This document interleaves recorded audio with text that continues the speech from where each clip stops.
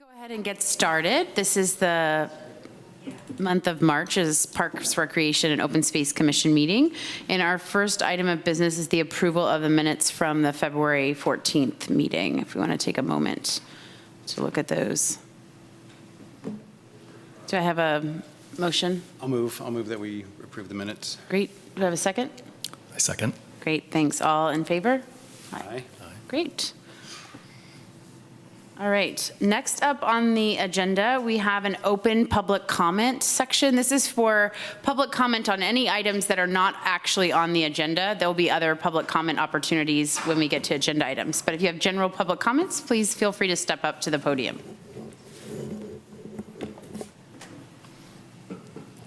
Is this on? Hi, I'm Susan Schwartz, head of Friends of Five Creeks. We're a 23 or 24-year-old all-volunteer group working on creeks and watersheds founded here in Albany. I think you all have a copy of this letter. Since first time you heard from me in recent history was about the $450,000 forgotten. We now have, not we, the agencies have a $450,000 maintenance fund.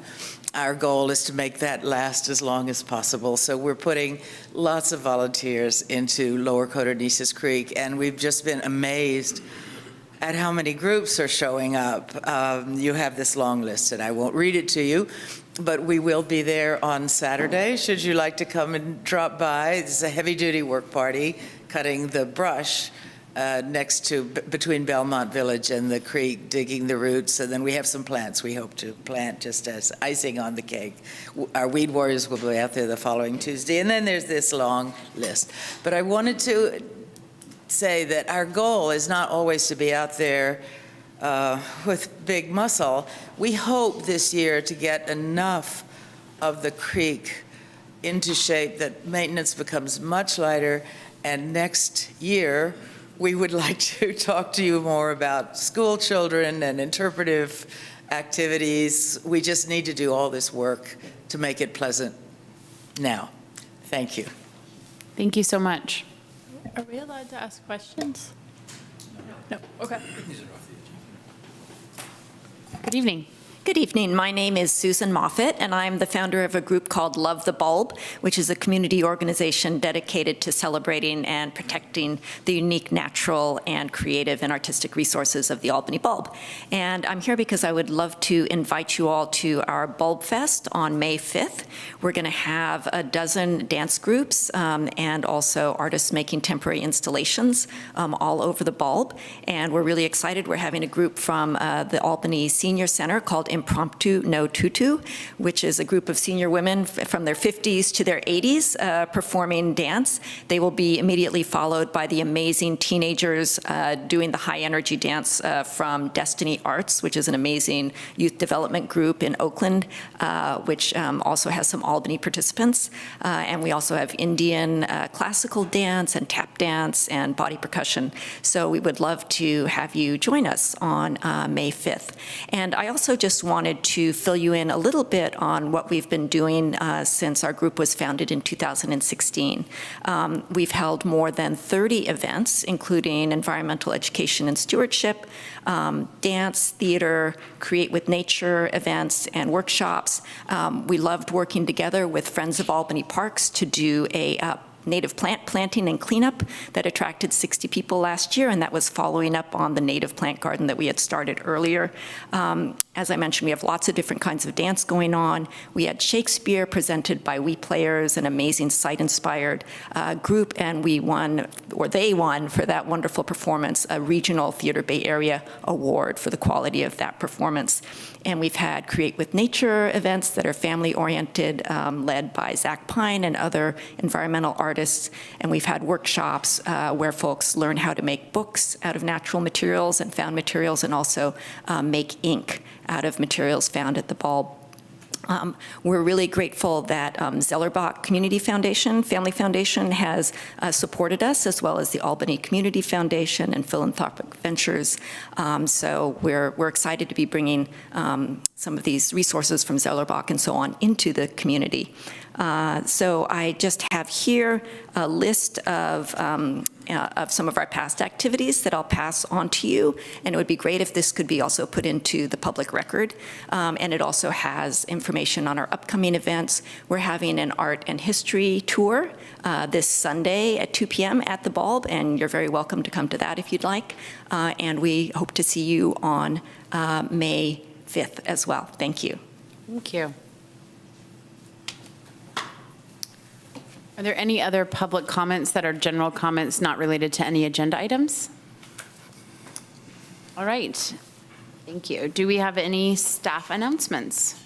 I just have two quick announcements. The Friends of Albany Park cleanup that was scheduled for Terrace Park this past Saturday was canceled. I'm sure you can guess why. It was raining.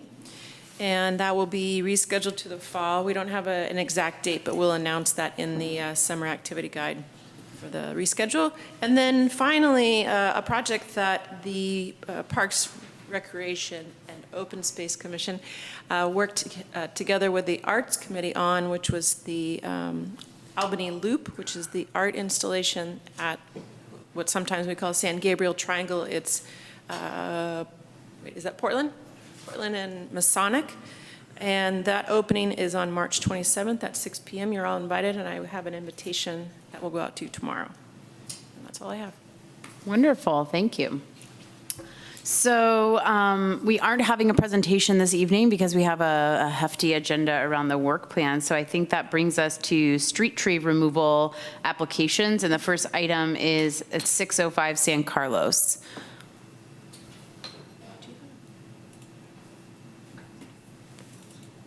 One second.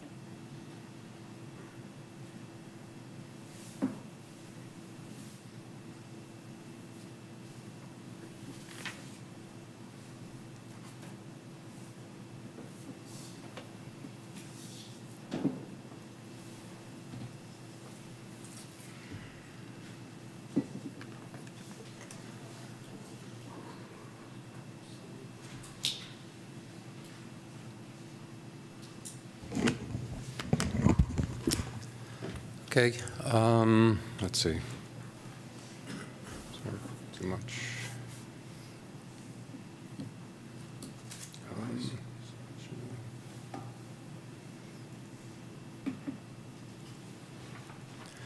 Okay, first application is for removal of a camphor tree. The application was submitted by the property owner at 605 San Carlos Avenue. This is the tree as it stands now. The property owner had hired someone to start removing the tree before applying to remove the tree.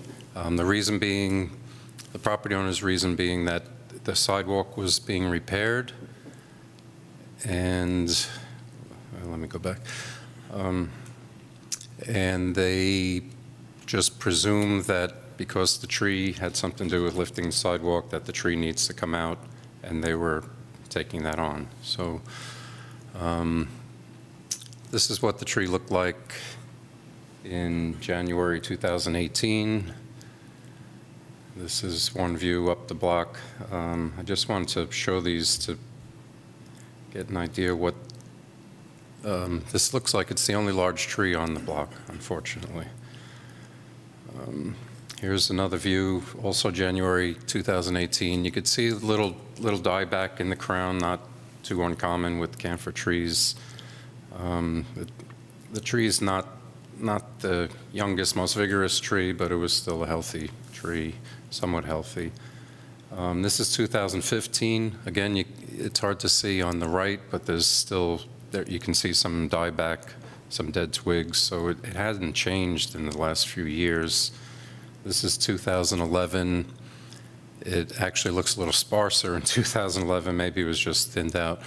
But this is what it looks like where the sidewalk damage is and curb damage.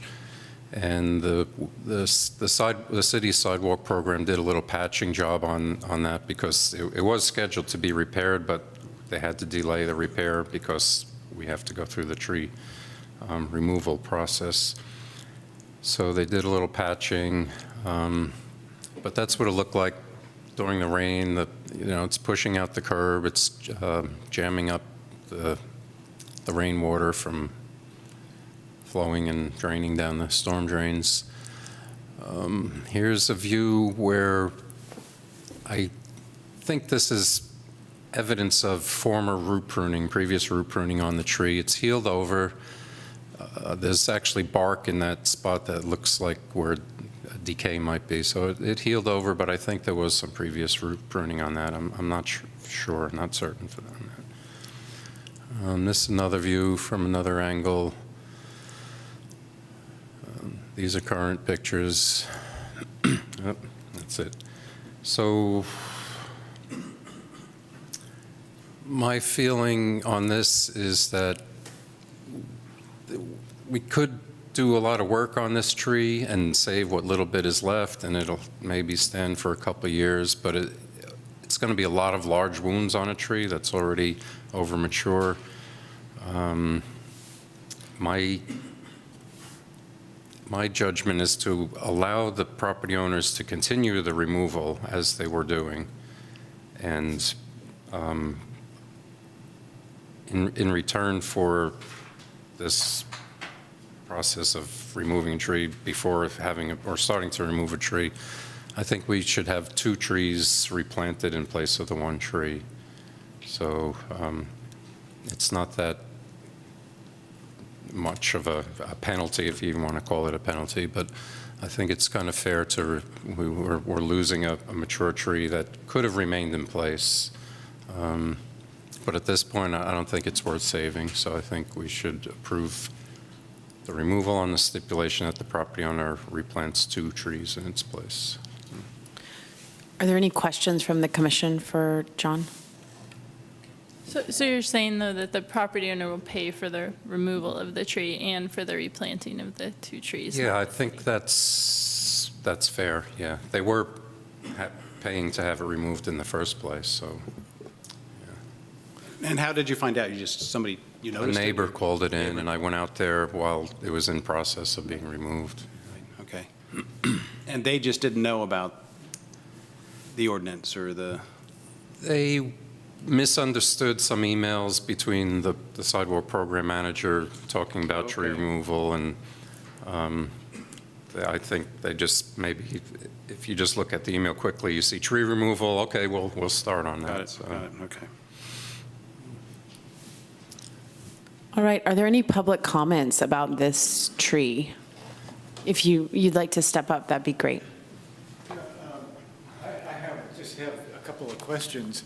I'm a wood carver and a bowl turner, and camphor wood makes wonderful carvings and bowls. So I'm hoping to get some of that wood if the tree is actually taken down and nobody is going to use the wood. But I'm not clear on how to go about that. Does the tree actually belong to the city of Albany, or does it belong to the homeowner, or how does a person get their hands on some good camphor wood that may otherwise just be thrown away? I think you would have to talk to the property owner about Okay. it, since we're going to have them continue removing the tree on, they're going to hire somebody to Yeah, remove that will the be tree, so- taken down by a private Yeah. tree yeah. remover company. If the city were to do it, we'd have a contract to do it, and the wood gets chipped or cut up and hauled. Sometimes we can save it if you'd have to work it out with the contractor also. So I would say you'd work it out with the property owner's contractor in this. Okay, but so the city actually has no ownership of the tree? We take down a tree and it gets dumped. If somebody claims it to use it, can put it to good use, then I see, okay. that would work. Thanks. I yeah. think that answers my question. Most of the time, it is the city, or the city's in charge of the process. Yes, In this yes. situation, it's unusual, the private owner. Often you would talk to John if you saw Yeah. them Yeah. planning to I take don't down the tree. suppose there's a list of people like me who would be interested in getting wood that the city takes down. That's an interesting idea. If there is, I'd certainly like to be on it. There's not, but I've had a couple requests, but it's often hard to coordinate between when the work is being done, because we can't leave big logs laying on the street or the sidewalk. So, Thank you for your comment. Is there any discussion from the commission about this? I have a question, John. Is the property owner here tonight? I don't think so. Oh, yes. Sorry. Would you like to make any comments? Or no? Would now be an appropriate time for commissioners to ask questions of the property owner? Yes, it would. Okay. If you don't mind. That'd be great if you don't mind coming to the podium.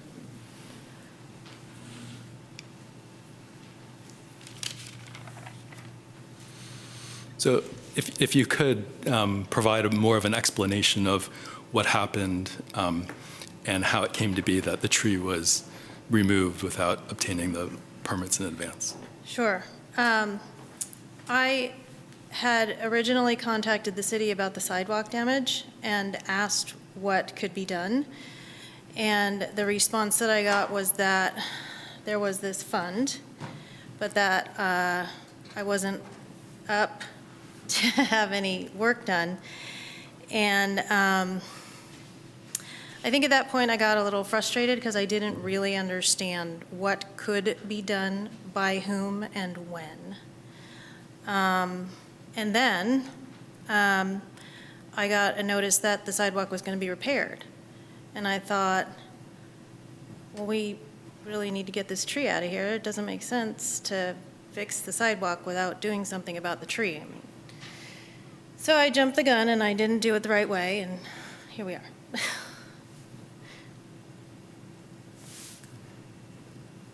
I would just say that I think, and perfectly understandable. I mean, I didn't know anything about the tree ordinance when I started on this commission, so perfectly understandable. Education might be something we need to work on. But I would say that one of the advantages of having this process is that John would have come out and talked to you and talked about options, that you might have been able to save the tree by doing the sidewalk differently, things like that. But that's... Yeah, I think that should have actually been part of the response from the city when I asked about the sidewalk. Well, it should have, maybe that's a good point. Maybe the sidewalk folks need to be a little more aware. I don't know. Yeah, I'm not really sure if they... They should at least direct it to you. Anytime there's a question with a tree, it should maybe come to Well, they John. do. I go Okay. out and look at all these, and most of them I prescribe root pruning, and some of them we can arc the sidewalk Right, out sure, a little bit. sure. This one, I there think wasn't- that's what was planned for that. I don't know if that was communicated Yeah. to you or No, not, so. I honestly, I You probably were sad to lose the tree. It's a beautiful really tree. didn't know. Yeah, okay. And another question is if you could confirm that you're comfortable with the staff recommendation of 2 replacement trees, one on site and one in an alternative location. Oh, okay, I had thought maybe they'd be in the same block area. In fact, Jim, you could say if you wanted a new tree in front of your house. Yeah, there we go. Absolutely not, unless the city will absolve me of having repaired the sidewalk. Right. I had that battle. I lived there for 40 years, and I watched these camphor trees.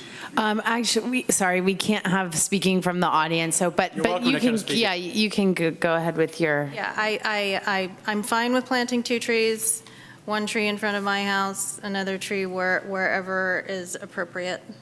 and I think John would be weighing in on the appropriate location for the second tree, is that Yeah, correct? We'd want to get, on your block would be great if you can get a neighbor to agree to it. That would be good. We'd want their permission to do it, so I think. You have the permission to do it.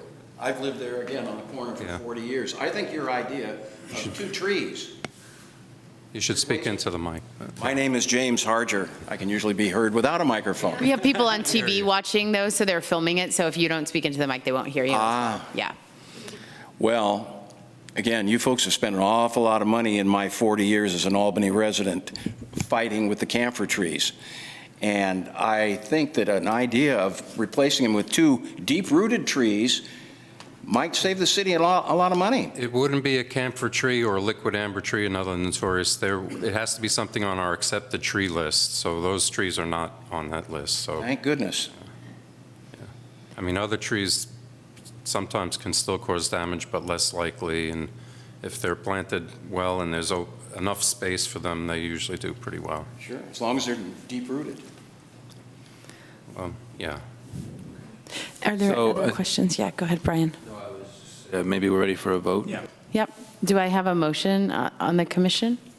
I move to approve the tree removal That's- with the condition that 2 other trees are funded, one planted there and one planted at, how would you say it, John's just Alternate location. alternate location. So we have a motion for the staff recommendation. Do we have a second? A second? Great. All those in favor? Aye. Aye. Okay, great. Thank you so much. Thank you both so much. Thank you. Okay, the next item is another tree removal at 821 Cornell Avenue. Yes, 821 Cornell also applied for by the property owner. In this case, there's construction planned for this property. They have a driveway. This is the tree in the forward part of this picture.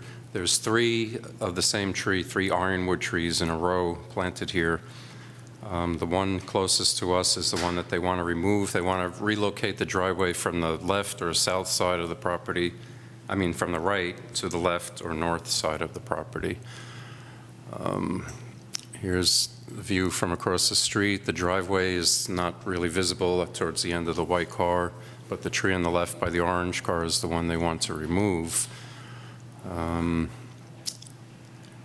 There's a little sidewalk damage by the first tree, but the tree that they want to remove is actually the nicest tree of the 3 there. It's a little smaller than the first one. The second one has a little bit of a lean, and it has some heavy flowering, which kind of indicates a little stress on the tree. The third one is a nice tree, but this is their driveway. This has already gone through the planning process, and they were ready to issue the permit when one of the plan checkers noticed that they're planning on tree removal here. Originally, they wanted to remove all 3, and I asked why do they really need to do that? And they came back and said, well, we could just do with the 1 tree because that's where the driveway is going.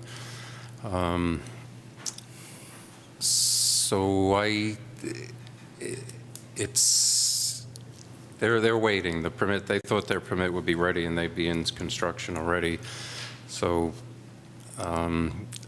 this is one where I have a similar recommendation, is to allow the tree removal for 2 for 1, to have them replant 2 trees in place of 1. And they can replant 1 where the driveway is, and the other one would, again, have to be in an alternative location in the city. So. Are there questions from the commission for John? I have a quick question for John. This idea of planting 2 for 1, do you mean specifically street trees, or if they plant a tree in their yard, is that okay? Street trees, yeah. Specifically street trees, okay. We're I just wanted trying to make sure it's clear maintain to our everybody. No, I understand. Just want to make sure population it's of street clear to trees, everybody. Yeah.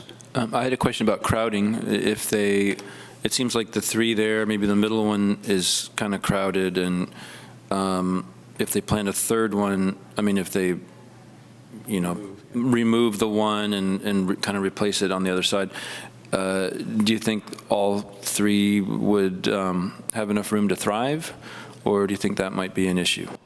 That's a good question, and I think there shouldn't have been 3 trees planted in the first place. Unfortunately, the middle one might have been the best one to take out to give the 2 room, but that's not going to work for their plans. I think a tree where the driveway is now would do better than the second tree, the middle tree, which may eventually need to come out of there because it's being overshadowed. The driveway's on the south side, so there's more sunlight coming in. A tree planted there will get more sunlight, whereas the second one is being shadowed by the first larger tree. So I think for now that, the new tree and the second tree have the best chance of surviving. There's a no, actually that's a sewer line, so 5 feet in towards the property line, but 5 feet from the sewer line would be a good place to put the tree, yeah. And would you say these are mature trees? I was going to ask. No. No, these are young trees. Okay. They're fairly young, yeah. So are they going to get much larger? Is that middle one going to choked out or something? Here's somebody. They can, yeah. We'll have an opportunity for comments a little bit later on after we finish asking questions, so in just one moment. Are there any other questions? Okay, at this time we will offer public comment on this topic. If you want to come up to the podium. Would you like to make a comment? You just have to come to the You just have to microphone come up here to the microphone. so people on TV can hear you.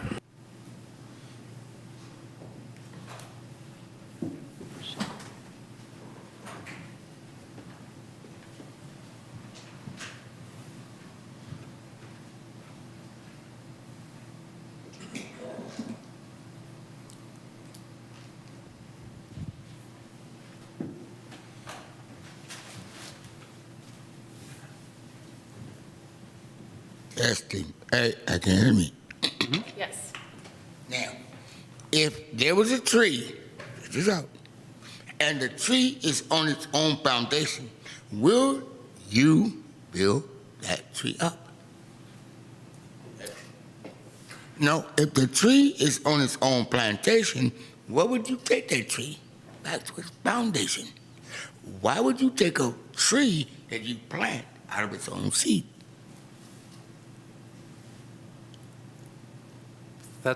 Sounds like a philosophical question. No, it's very important to the people. Now, say you see a person. Is it A or A?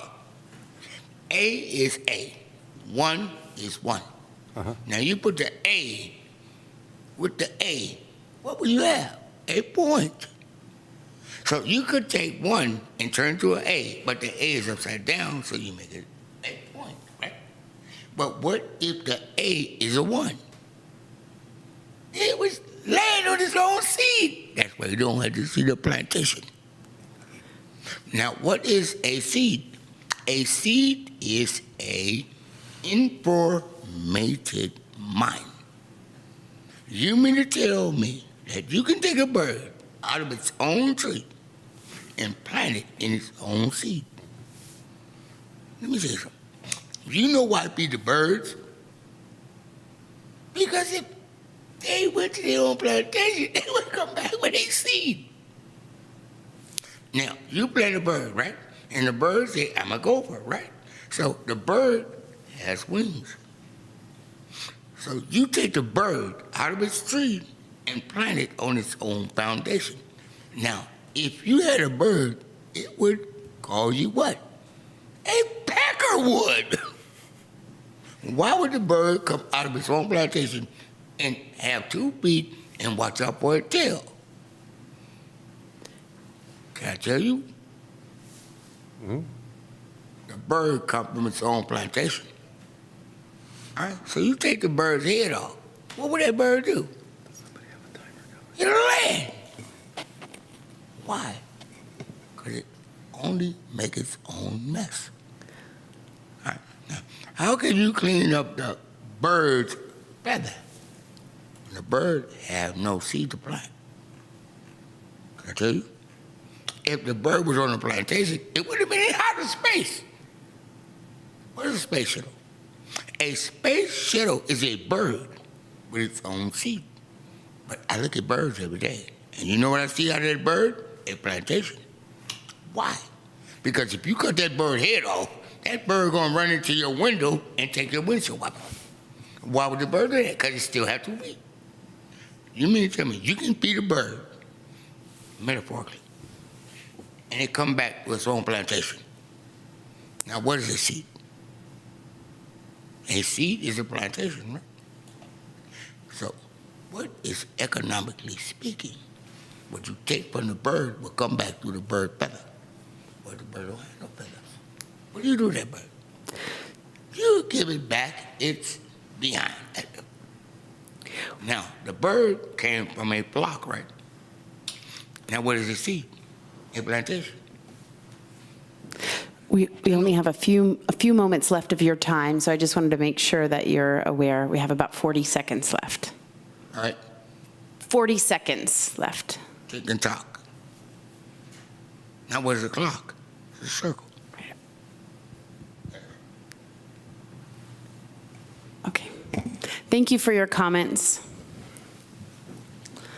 So at this time, I'll bring it back to the commission unless there are any other public comments about this particular house and tree removal application. Is the property owner here tonight? Is the property owner of 821 Cornell here? No, he sent me the architect. You're welcome to come up to the podium.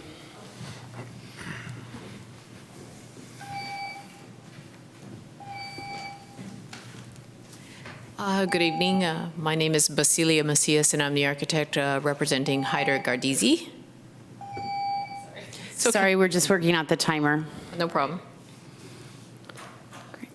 Great, please go ahead. Okay, I'm the architect representing Hyder Gardizi. The property owner, he did want me to express his complete regret for having to kill any tree or hurt any tree. And he said, actually, he would be glad to, because he is working with an arborist, a very good landscape architect who knows her trees, and recommended some trees to replace that tree from the tree list of Albany. So he would be glad to replant that very same tree, because it is a youngish tree, anywhere else under the guise of this person who wants to will help him do that. So he said, and he also said, please do not hurt the tree until construction starts. He's going to try to the very end, keep the tree in place. So he asked, so he really does care about these trees, and he wanted to make sure the commission knew that. But he's completely open to the condition of planting another tree and another tree somewhere else. And if possible, this same tree. Okay. Thank you. Thank you. Can we ask questions? Sure. Yeah. So could you explain or describe your project and what is necessitating the removal of the tree? Oh, yes, it is a lifting of the home to add a second story. The reason he wanted to flip the driveway to the other side was because of his proximity to the neighbor on that side. So he wanted his bedrooms facing the opposite side. So he wanted the garage facing on the other side where the neighbor is, or where our proposed tree removal is. And so that kind of brought that whole thing about. And in his mind, he always thought he was going to just be able to relocate the tree or plant new trees that were better. And he did see the damage that was being caused by tree number 2, and didn't want this to continue on. And those are youngish trees. I think it was a program that was initiated by the city of Albany who said, here's some trees, you can have, there's a list, and bring these trees out. And that's why they're fairly young trees. So they haven't been there for a very long time. But that's kind of what brought about the project. It's a large remodel / addition. Thank you. And the existing curb cut, you're closing that in? Yes, we're going to be repairing that and replacing that with a planting strip and hopefully another new tree, perhaps that one. And one last question. So what permit was required from the planning department for this? Was there design review? Oh, yes, a full design review with notifications to the neighbors and everything. Okay. Absolutely. During the design review process, the issue of the street tree removal didn't come up? No, it didn't actually. And we did bring the landscape architect came to the hearing with that and addressed some of the comments from the neighbors and the planning commission regarding the rear tree choices. But not so much came about the street tree. I mean, they felt that because we were proposing removing a couple of trees and then replacing them in that infill part where the old curb cut was, I guess they felt that they weren't losing that much out of it. Like I said, they didn't really touch that much as they touched the rear trees. Okay. Thank you. Right, thank you so much. You're welcome. Is there any discussion amongst the commission? I have 2 thoughts on this. One is that I'm prepared to vote and approve this, but I want to make it clear that I'm uncomfortable with the idea of removing a street tree as part of a remodel project where it is possible for the project to be redesigned in a way to avoid the removal of the street tree. And I think in this case, due to the nature of the existing trees, probably it's okay. And, if the decision were up to me, I wouldn't make, a real big deal about it. But I could imagine scenarios where you have a large tree on a block and you have an applicant saying, in order for me to do what I want to do on this project, I got to remove that tree.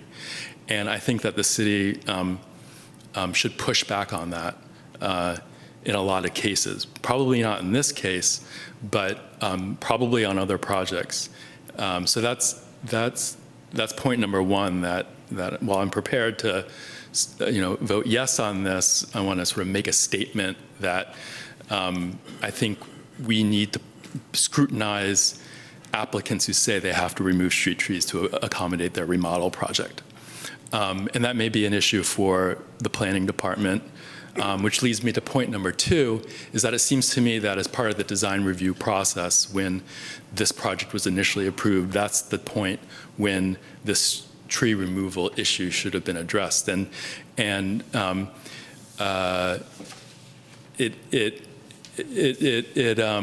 I think it might be worthwhile for Shelley and John to maybe touch base with the planning department and make sure that during their design review process that they're adequately thinking about the removal of street tree issues, and just to make sure that the permit approval for that is coordinated with design review and is efficient for everybody. It sounds like the applicant is being held up because of this particular issue, which is a shame, and I would want to make sure that we avoid that in the future.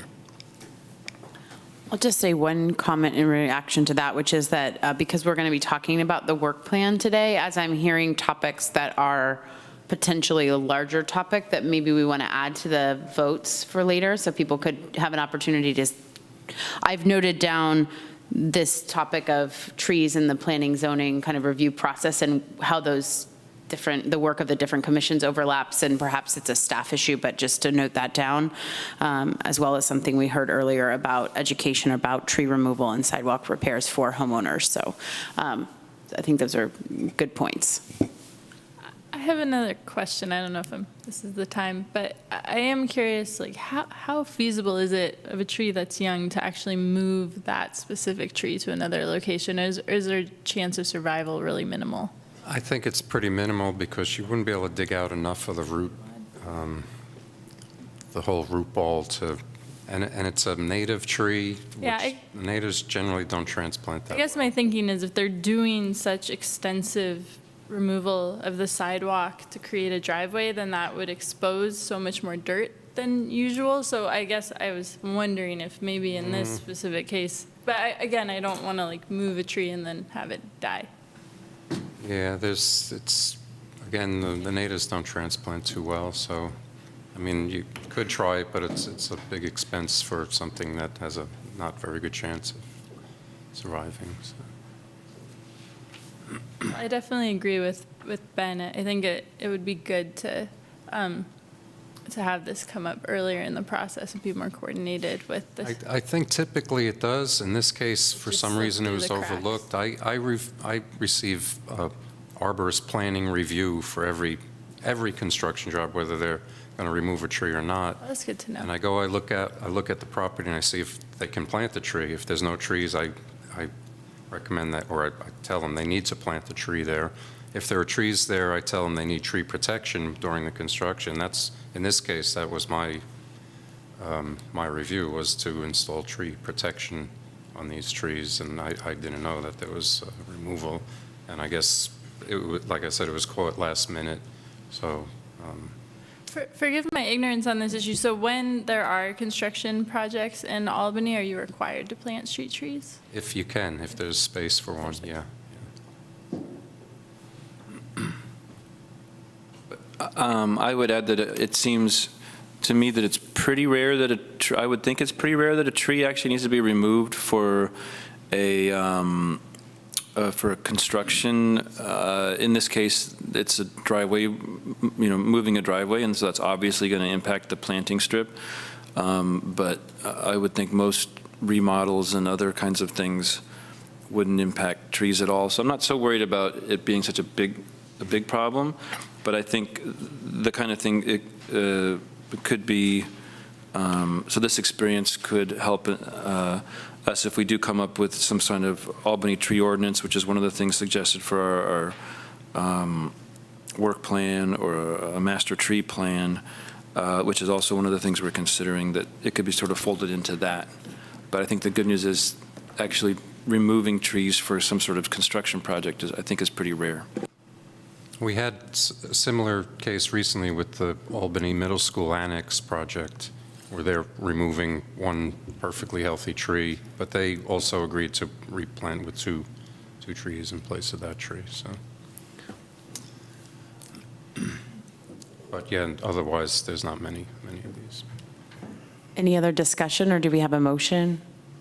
Move that we approve the application? Okay, a second? I second. All in favor? Aye. Okay, great. Thank you so much. So the next item on our agenda is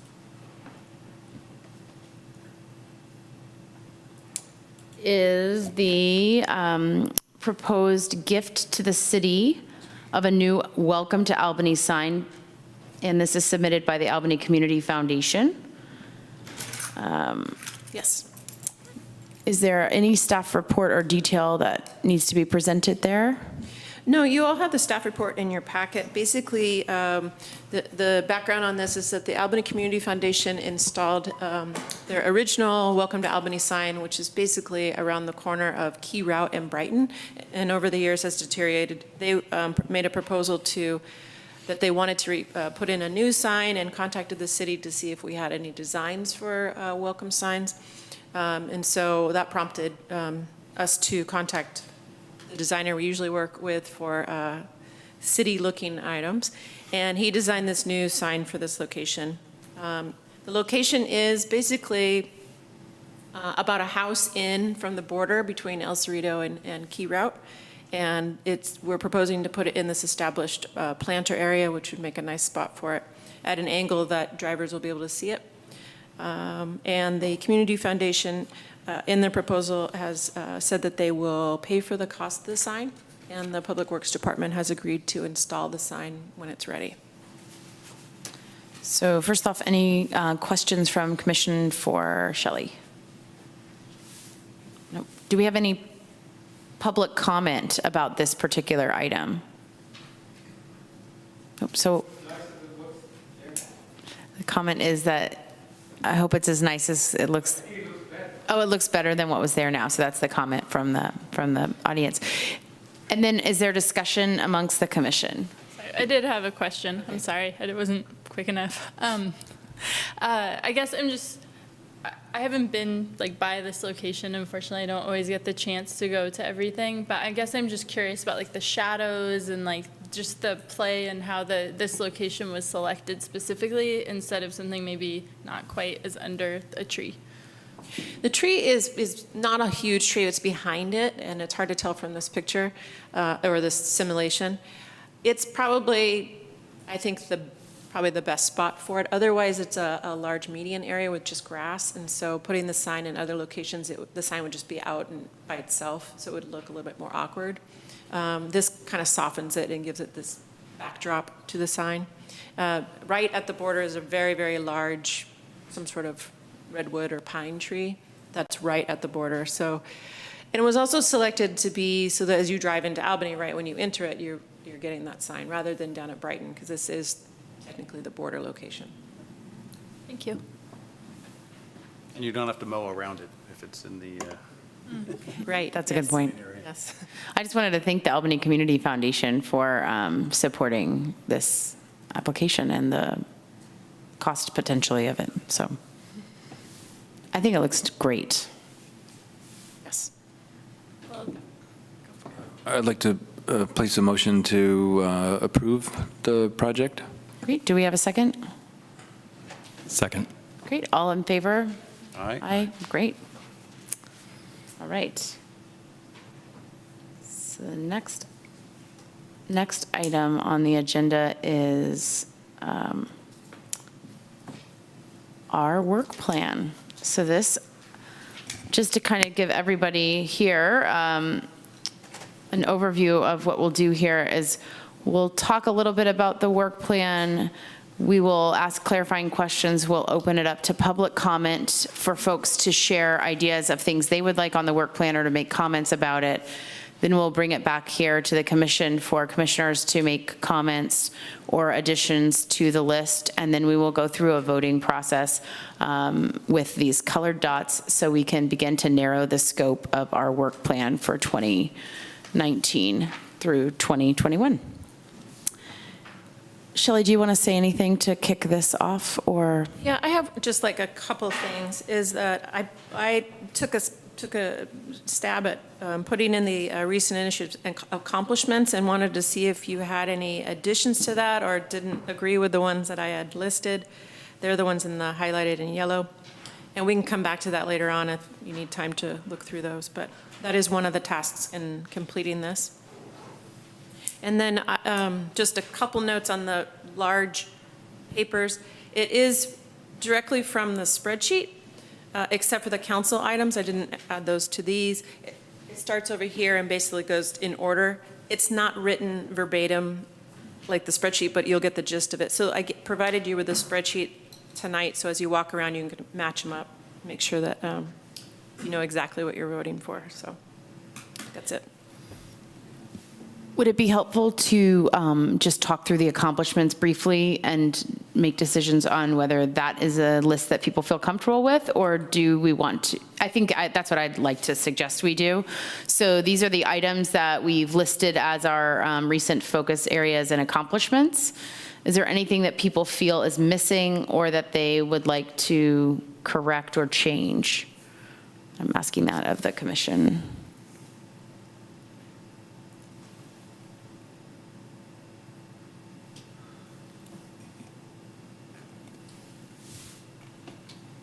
So Shelley, you feel like this is a complete and accurate list of the accomplishments? I think that it's a pretty good list. It comes from our previous work plan with the projects that we got completed. There were a number of items that we had to move over that we were not completed, so they were not included in this list. But I think it's a very awesome list. Yeah, it's robust. A lot of stuff you guys worked through over the past couple of years. Did we didn't complete the tree removal policy update, did we? It has not gone to council Not yet. quite gone to council. We've done our part, though. Yeah, right? you have, So yes. you could say we did our part. Unless it comes back to you. It might be useful for the council to know that there are other things that the commission has done that it hasn't completed, that it's still working on. And so, you know, I would leave that up to you, but it might be helpful for them to know that there are other things that the commission has done, just not completed. That's a great point. And you remember for the packet from last meeting, I listed like all the zillions of things you guys were involved with in the last 2 years. This work plan, when it's presented to council, Harriet, she'll get a chance to present it so that she can also add a little bit of her commentary without reading a long list, where she might be able to add in that we recently completed the review of the policy, or add in a little bit more color to the story. So we could work on that as well. But I can expand it to the ones that are just so close. Because there are, you know, even just getting designs approved at some point is an accomplishment, even if it's not completed. What about the Fair Play Act review? Is that previous work plan, or is that something we would add here? I want to add it here. It came through here briefly. It went right to council. Okay. But we hosted a couple of trainings and meetings yeah. about it, and then you will get to get the status updates. But it's a huge accomplishment, and I think that it's a great point to put it in here. Okay.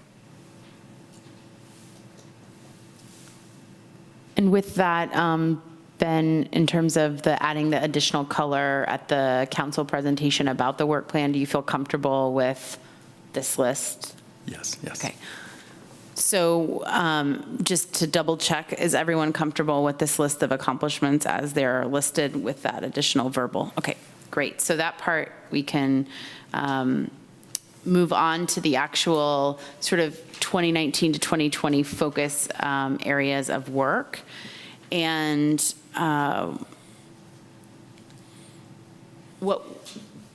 If I'm going to add one more thing, the spreadsheet is council at the top. The rest were things from our previous work plan, so things that were, I put WIP, a work in progress.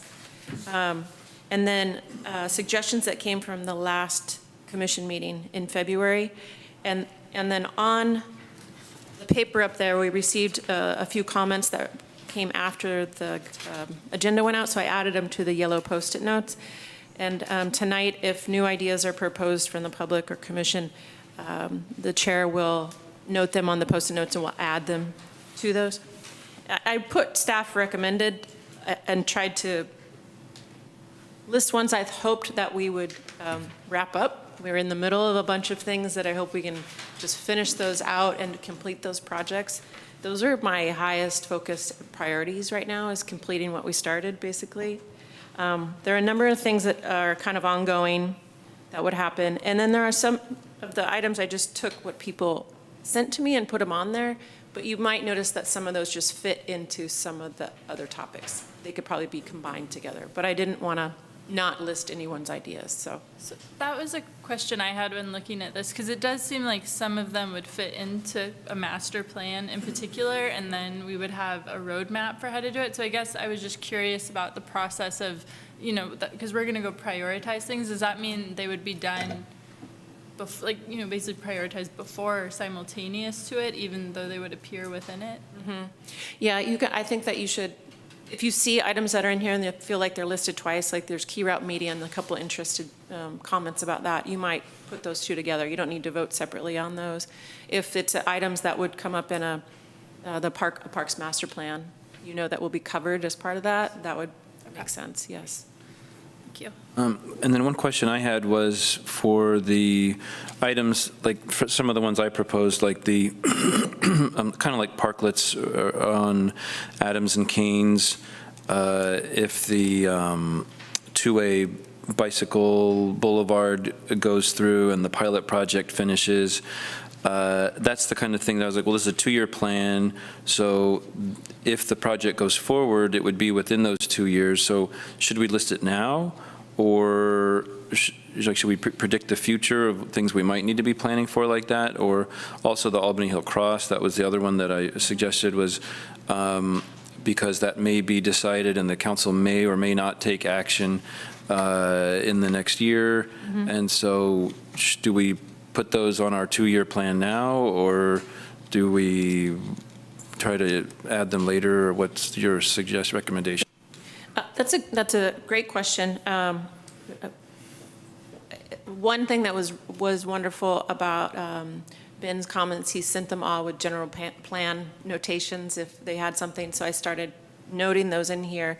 And for your comment about the bike boulevard possible parklets, although it might be handled by traffic and safety, in the general plan, there is a note about supporting these non-traditional parks, like pocket parks and things. So I added that in the staff recommended section, because that could easily then address anything that might come up in terms of pocket parks or parklets in the future.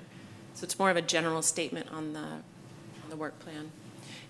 For the issue with the Albany Hill, which is completely a council item, if council wants us to actually take some sort of action after things are settled, they'll give us direction. And so that would just be added automatically to our work plan. So you're saying the thing with like parklets on Adams Keynes, that was, you put it where?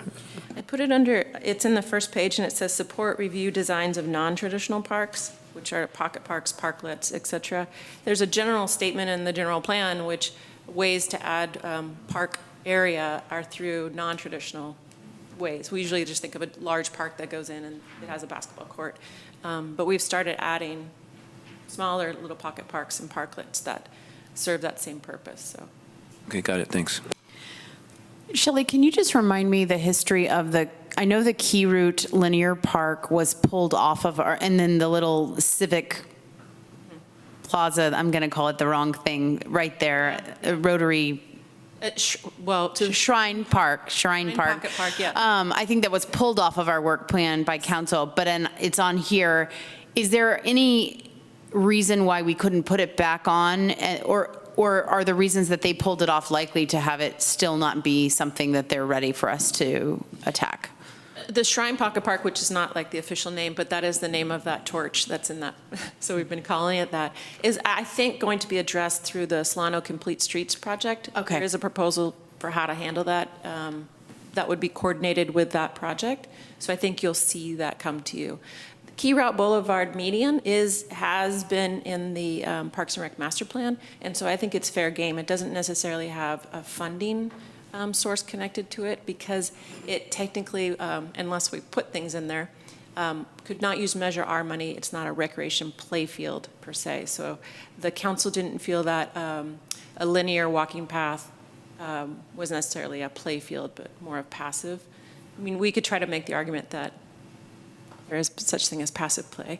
But that would be the main thing. But I think that in terms of the old recreation master plan from 2004, there are only a couple couple projects that have not been addressed. Most everything else has happened during that time. So the Key Route median is one of those that hasn't, that recommendation to change it into a linear park has not taken place. So I have a question about the table. So the second column where it says new moved WIP, so moved, does that mean that it was on the prior work plan? Yes. And WIT means a work in progress? Yes, thank you for asking. Any other clarifying questions from the commission before we open this up to public comment and suggestions from people here? All right. At this time, anybody that's here that would like to comment on the work plan or add an item to our potential list of work plan items is welcome to come up and make a public comment at the podium. So I'll try to, but there's a copy at the back of the spreadsheet. Yeah. I don't know how to look, but I'll put it up there. It's also available online if people that have devices and things. Yeah. So yeah, the spreadsheets are at the back, and then also we do have them up on this paper. Please come on up. Hi, again, my name is Susan Moffett. Thanks for the opportunity to comment. I used to serve on the waterfront committee, and even when I served on it, I thought in a way it would be better if the waterfront was part of kind of the mainstream of conversation in Albany. So I was very glad when the city council changed your mandate to include the waterfront. And so what I would love to see in the work plan would be a greater emphasis on looking at the waterfront, particularly since your new mandate includes the charge to include open space such as creeks, the Albany Waterfront Park, and Albany Hill. And I'm reading from the ordinance that changes your mandate, which also says that it shall be the duty of the Parks, Recreation, and Open Space Commission to advise the City Council regarding all matters of public recreation and all matters pertaining to parks, open space, including creeks, Albany Waterfront Park, and Albany Hill. And it also states that it shall be a function of the Parks, Recreation, and Open Space Commission of the city to promote and encourage among various public and private agencies and individuals the development of such recreational facilities and programs as shall benefit all citizens of the city. So concretely, I think some things that might be worth considering for inclusion in the plan are exploring the opportunity for the city to collaborate with nonprofits on activities at the Albany Bulb, especially in the near term, given that the transition to management by the East Bay Regional Parks is a very slow-moving process and probably will not occur, could not be finalized for another 5 years or so if you look at what the process would take in terms of EIR and funding and so forth. And also, I think it would be great if the master plan could address the waterfront. I think it's unfortunate that past master plans didn't, although the 1995 plan for the waterfront that the city presented to the state park plan, did include the Parks and Rec Commission, and I think that it would be great if Parks and Rec came back and started becoming involved again, both to advise on transitions, but also to address just the near-term activities and management at the waterfront. And within within your work plan, there are some items such as looking at existing memorials and features on public lands. There are a lot of memorials and features at the Bulb, so just as part of that one item, I just hope that the waterfront will be included in that. And yeah, and I appreciate that there was a suggestion that there be regular updates on management of creeks and waterfront. I think perhaps doing a walking tour and getting to know the space would be a good thing. And also if the Commission could get to know some of the existing documents, such as the East Shore State Park General Plan, the Albany Neck and Bulb Transition Study, which was approved by the city in 2016, in which it specifically recommends that the city explore the possibility of engaging with a nonprofit to manage the art at the bulb. So I think that there are a number of existing approved plans and mandates from the council that I think would support the Parks and Rec and Open Space Commission taking a look at the waterfront, and I think it would be incredibly beneficial to the people of Albany to have you who are looking at recreational needs more generally to look at the waterfront as well. Thank you. I just want to make sure, Susan, that I'm capturing what you've said adequately for the process of our voting tonight. I have written that you have an interest in making sure that the waterfront gets adequately incorporated into the master plan, and also that the waterfront park collaboration opportunities with nonprofits be something that we are encouraging and exploring. Right, and then also that your existing item of looking at existing memorials and features on public lands include the waterfront as well. Thank you. The item about working with other organizations, I would broaden and say not just the waterfront. There might be opportunities on the Hill or other things as well. And we already have a specific agreement with Margot for the Hill. The city does some sort of MOU or something, I guess. I don't know how that's handled, but so there's already a connection there with environmental education and maintenance of the Hill there. And so maybe there's things at the waterfront that could potentially help support things that are happening at the waterfront. And so that would be. Great. It looks like we have another public comment. Thank you very much. My name is Karen Larson, and I've lived in Albany for over 20 years, and I want to say thank you for all you're doing. I think I love living in an urban setting, but I love the opportunity to get outside as well. And I live right near Terrace Park, and so I've got that as my local park. But I'm here also to speak about the waterfront and specifically the Albany Bulb. I've been enjoying it for 20 years. I have taken my parents there, my kids there, my dogs. I take all of our out-of-town guests there because it's the most unique place. The art, the history, the views, it's just a wonderful place. And so many people don't really take advantage of it. I take many people from the neighborhood who haven't been there in years and years, take them to show them what it's like now. And I want to have it be incorporated as part of your plan in a more specific manner. And I think the fact that we have this, it's really an important part of Albany. It's something I really value in our community. I want to go a little farther from what Susan said. I think it would be great to have nonprofits work with the organization, with you guys and with the city. But I would like to specifically suggest Love the Bulb. I've been involved with Love the Bulb and their activities for several years, and it's been such a great way for me to get to know and appreciate even more what's going on there. To have I don't know if you've all been there, but you know the beseeching woman or the water goddess, she doesn't actually, the big sculpture, she doesn't actually have a name. The artist came and gave us a tour, and he said he didn't have a name. He had not named her, and so it's up for interpretation. But to be able to have that experience, to hear from the artist, the history of how that place is developed was really special. And I'd love to have more people know about it, more people in Albany and in the surrounding areas. So I think Love the Bulb would be a great organization to partner with. So thanks very much. Thank you.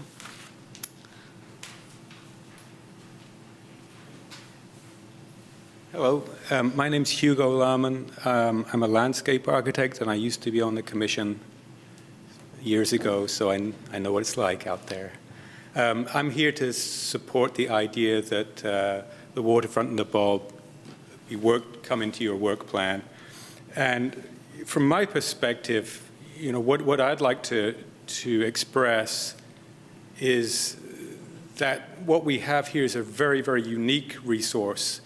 And, you know, what's so special about the bulb is its wild qualities, the fact that nature is recolonizing this, concrete landfill, which is kind of a spectacular thing to watch, and it's scientifically interesting, in combination with the fact that people have been able to make art there, which is just so special. So what I have in my mind is if it could be brought into the work plan and in a sensitive way preserve the qualities that it's got, so that down the road, if the East Bay Regional Park were to take it over, we've already established, the community's already established that we love this place as it is, and we don't want it to turn into the equivalent of the Cesar Chavez Park, which is basically just turfed over. And I know there's, lots of issues to be dealt with, but it is special and it's, unique. So I think we should embrace it. Thank you. Thanks. I just want to make a quick comment that the waterfront has been a topic of conversation in this body, and we're planning, it's on our agenda this year to have a couple training sessions. And I think the reason it doesn't appear in the work plan is because we're waiting until after the training so we have a better understanding before we'd add items. I mean, is that? Yeah, the council has a subcommittee for working on the waterfront topic in that transition.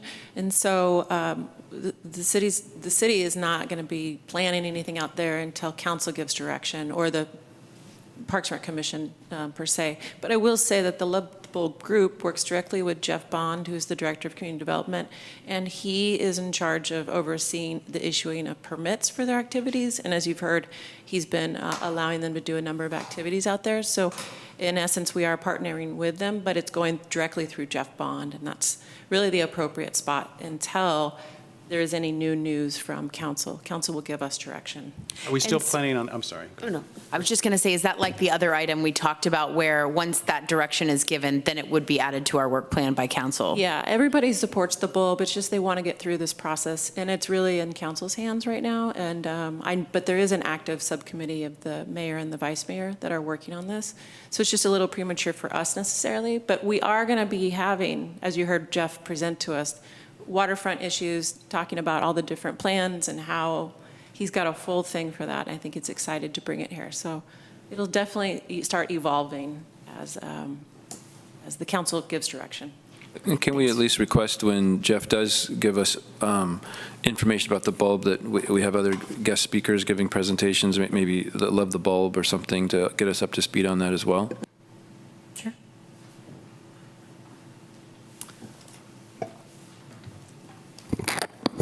Good evening, Philip Moss, Albany resident. I give my CV here, but it would take a little while. I was very happy to see that the pickleball courts made it onto this work schedule. With respect, we haven't been getting the hordes out here that we could, because they take time and we don't need it. I'm sure you realize how important it is to the community. I just wanted to say we hope that it can stay on the work program, that we get the support. I want to just also say that, that old adage, if you build it, they will come. Well, we're here already. We're just trying to, like when we, back in the 50s and 60s when we played out in the streets and we found any place else we could put up a net or anything to play, that's the way pickleball is right now. We're just scrambling to try to find places. So we're looking for a home. A lot of us love the Albany, love the situation here, great community, and I hope we can keep it on the work program. Thank you. One comment I had for Shelley on that is the item as listed is, I'm not seeing it right now, but it's something about pickleball at the existing tennis courts. And that may be exactly what we want to do, but maybe instead we want to just say explore places for pickleball courts. It says Ocean View Park tennis converted to pickleball courts, so it's It seems very specific. That was their request. because that's where they already play and where they. And like I said, that may be exactly what we want to do, but. Right. You can change the wording to be a little more general in that, in terms of investigate possible locations or for pickleball. Well, And then if I at could, least it's on, if you decide to add that to the work plan, then you can, at that time, you're actually discussing the entire topic. And we have worked with staff trying to find places, and there are no places. This is it or nothing. We decided we can't put it at Memorial. Terrace is a bad place to put it. This is the best location with parking and other facilities there that makes sense to have the pickleball courts. So the organization has kind of said, let's go there. And it's not our first choice, but we can accept it and we can work with the city because the cost is very low to convert those to pickleball courts as opposed to building new pickleball courts. So that's where we came to the understanding that this would be the best place for them. Thank you. On the costs, is that something that would qualify since it's like a play field under Measure R funds, or if we so? yeah, I'd have to ask the city attorney on that one, the language. Thank you. Hi. Carol Fitzgerald with Friends of Albany Hill. So are we commenting both on what's above and what additional suggestions are by commissioners? You can comment on any I can part of the just work plan. comment, Yeah. okay. And if you make new suggestions, I'll note them down so we can add them to our list up here. Okay. Well, one comment I'd like to make about the way the Margot works with the as a vegetation manager is that I like it to be more open, because as it is now, it appears to me that Margot makes the decisions isolated and comes and presents them to you, and I'm not sure how integrally you all are involved with the ongoing practices on the Hill. And so I'm just wondering if she can't develop a way to be a little more interactive with the community in planning ahead. In other words, what is she planning, when, et cetera. I mean, the planting that went on when the last Friends of Albany Parks had a combination day. I don't know what they were planting, but in the middle of a oxalis patch, et cetera, which is really not the Bradley method, which she says she follows. So I just like it to be more open, or somehow that she might have a public meeting where people could have some kind of input and have an ability to do questioning.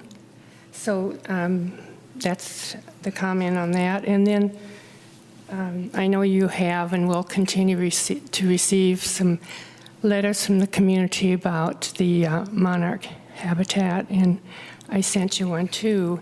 And we do want to have the health of the trees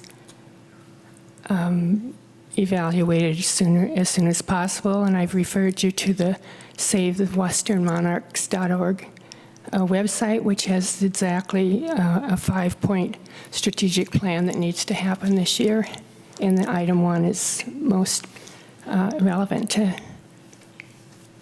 to Albany Hills. So those are my comments. Thank you. And I think the monarch is covered there, but I did note down a process for vegetation decisions on Albany Hill, sort of more public input as a potential work plan item based on your comments. Yeah, well, because when we were doing this in the 90s, and I was leading it with Dr. Erder, we had an in-kind donation. We had an arborist, we had a lepidopterist, we had Dr. Erder, who was a botanist. We had someone from the bird community that kind of had input, and the lepidopterist would say you can't take those particular plants out at this point, even if they're non-native, because my larvae have to finish feeding.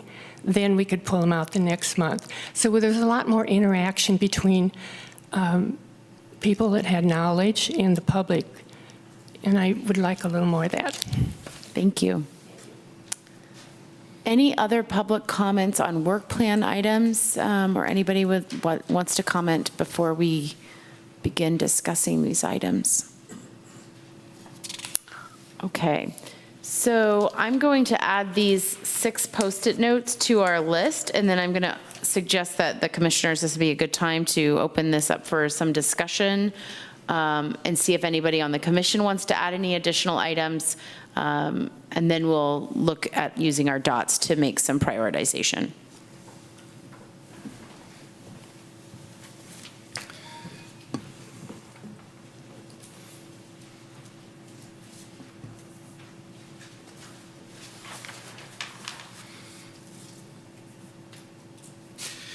So I think a lot of these items, or many of these items can be grouped together under a single umbrella.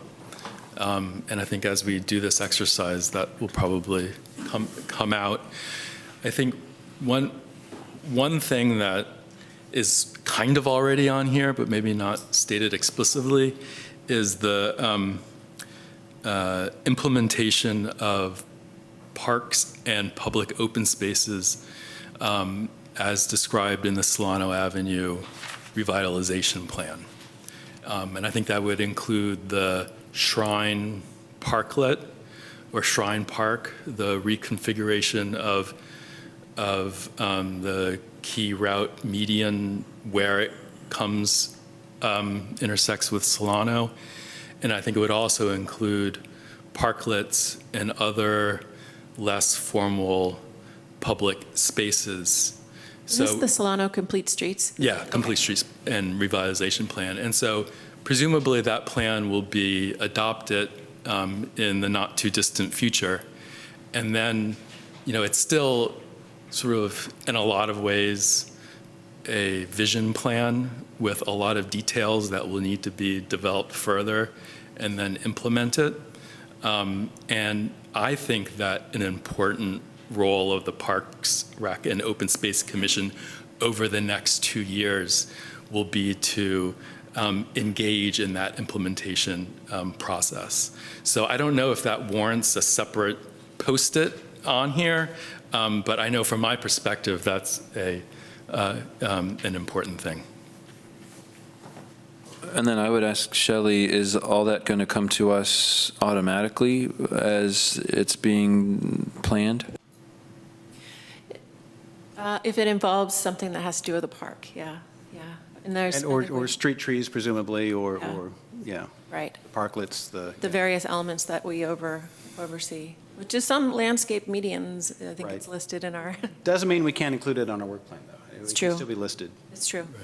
Right. I think it's okay to include on our work plan things that we have to do. Sure. Because this is the council telling us, okay, this is what you're going to be spending your time on. Sure. I think that there are a couple areas where I agree with Ben that if we were able to sort of put a slightly larger or broader umbrella, that some of these things kind of nestle underneath.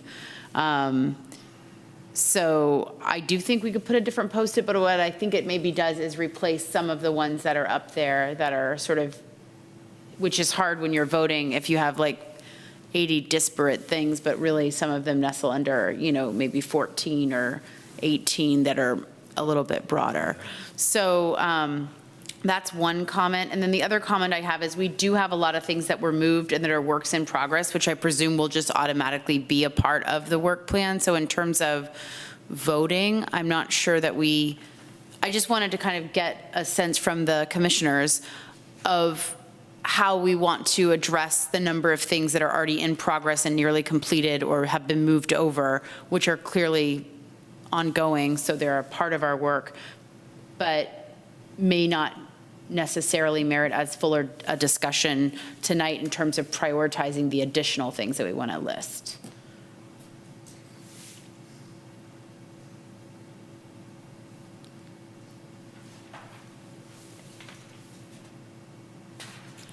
I mean, are you kind of wondering if we can just kind of agree on all the staff recommended ones, or toss out any right now that we want to, and then focus our stickers on the rest, the other ones? That's kind of what I was suggesting. So this is a suggestion that we don't waste our stickers on works in progress. That's correct. Okay, I think that's pretty good suggestion. On works in progress and moved items, which moved means it was on the last plan, but we didn't start it? Is that the idea, Shelley? That's correct, did not complete it.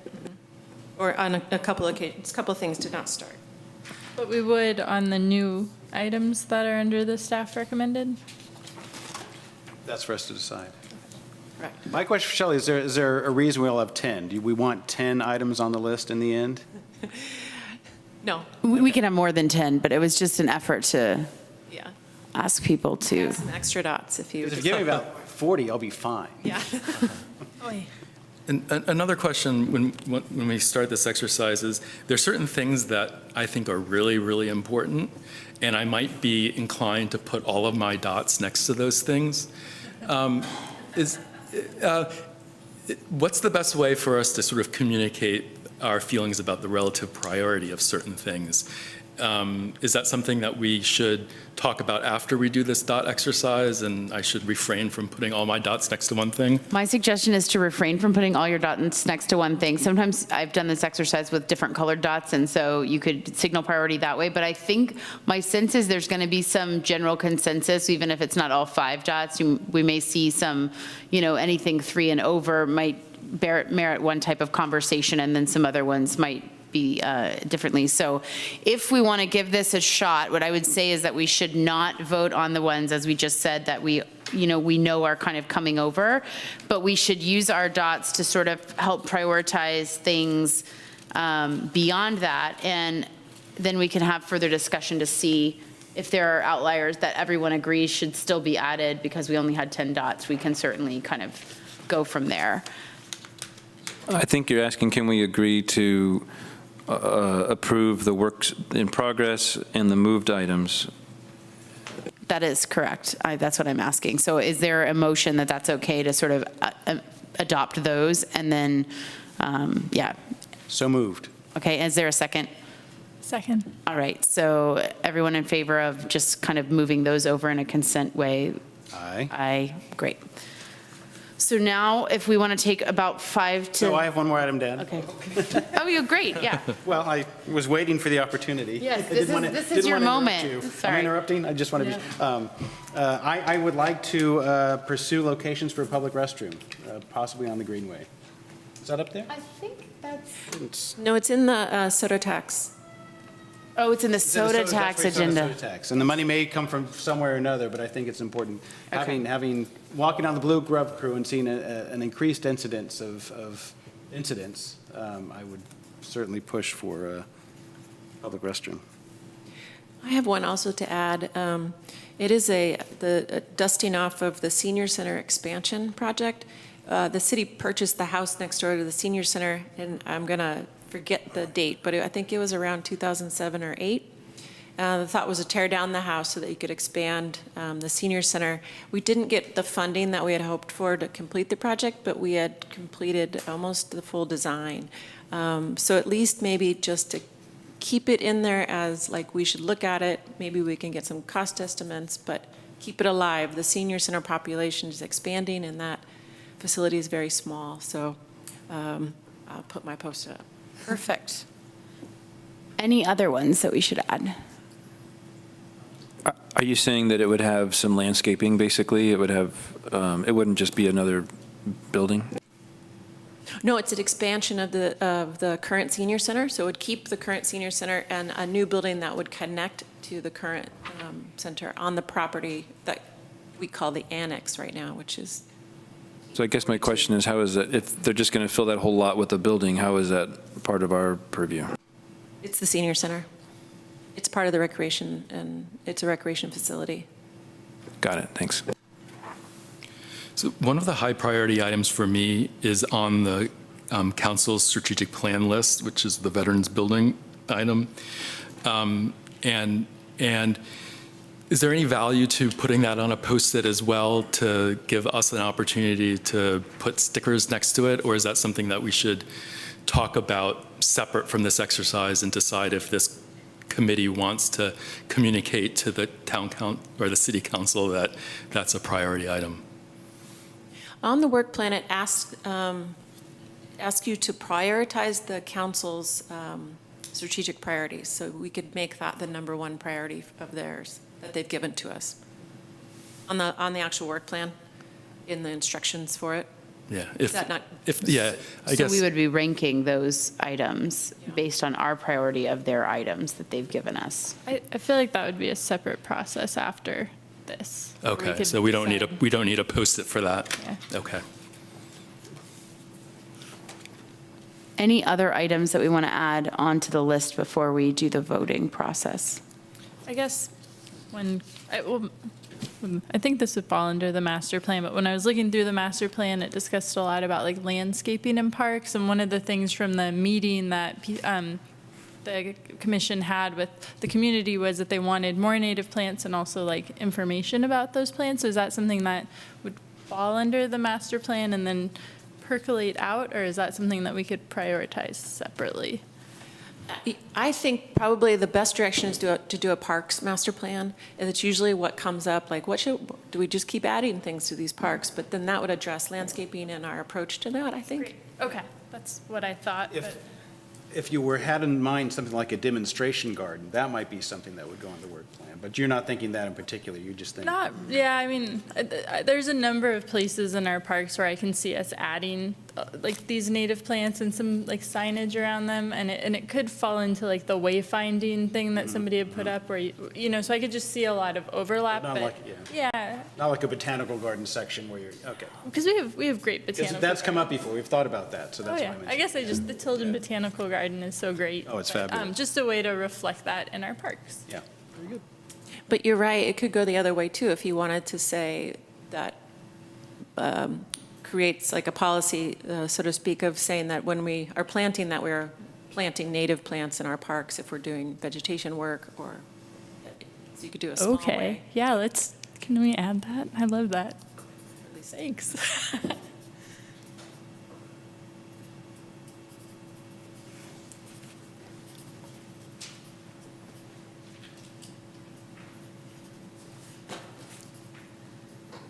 Okay, so. Sorry. Don't, this is the time. Maybe this is something that we've already touched on, kind of with what Commissioner Noble has been saying about all the other ongoing initiatives, but I've just been thinking a lot about what we're doing in terms of our climate smart plan, and if there's also a way that we can either through street trees or plantings in our park try to prioritize plants that are sequestering carbon or adding compost to plants, and just some of this like urban greening that would help enhance our capacity to help meet our other climate objectives. Okay, I think I'm done with other ideas, sorry. So climate smart planting recommendations for parks? Yes.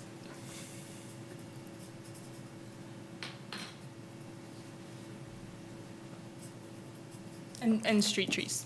And street trees. Because there are some trees that sequester carbon better than others. Okay, I'm going to add all 4 of these. One question I had under the new items, it says Key Route Boulevard median renovation. Is that a very specific project, or is that just looking at things to do on Key Route Boulevard? In the old Parks and Rec master plan, it identified the key route median project. You can see who suggested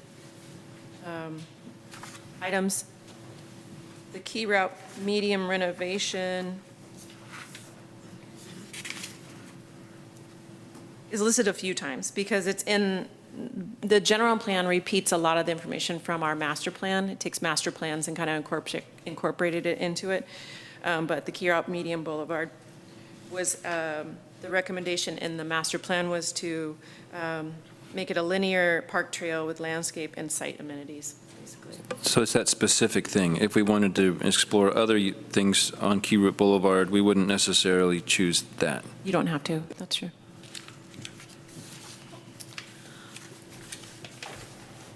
I just wanted to call out the dog parks, which are listed at least 2 times here. One is about establishing a dog park in Albany with the subcommittee's analysis, and the other is related to updating the master plan to address the need for dog parks. And I'm wondering if we could combine those for the purposes of this vote, if the commissioners are comfortable with kind of creating one dog park related topic. There's already a dog park related topic. We just moved over, so So just, I mean, so we don't have 3 different dog park items, but we can just have, yeah, Agreed. just one. We may already have one, already approved. Oh, that's already happening, so we don't need to, I think the part is that once the analysis is completed, if the recommendation is, yes, we do need a dog park or dog parks, the next step would be to actually establish a dog park. So I think that is a separate one in terms of making a dog park, okay. or constructing, or however you want to phrase it. So I'm going to suggest we take 5 to 7 minutes in the interest of just efficiency and put our dots up there, and then we'll have a chance for some discussion once we see sort of how everything comes down. What's new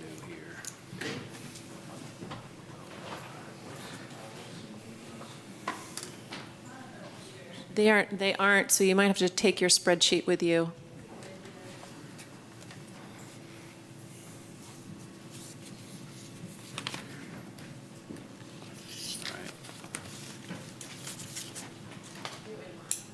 Maybe.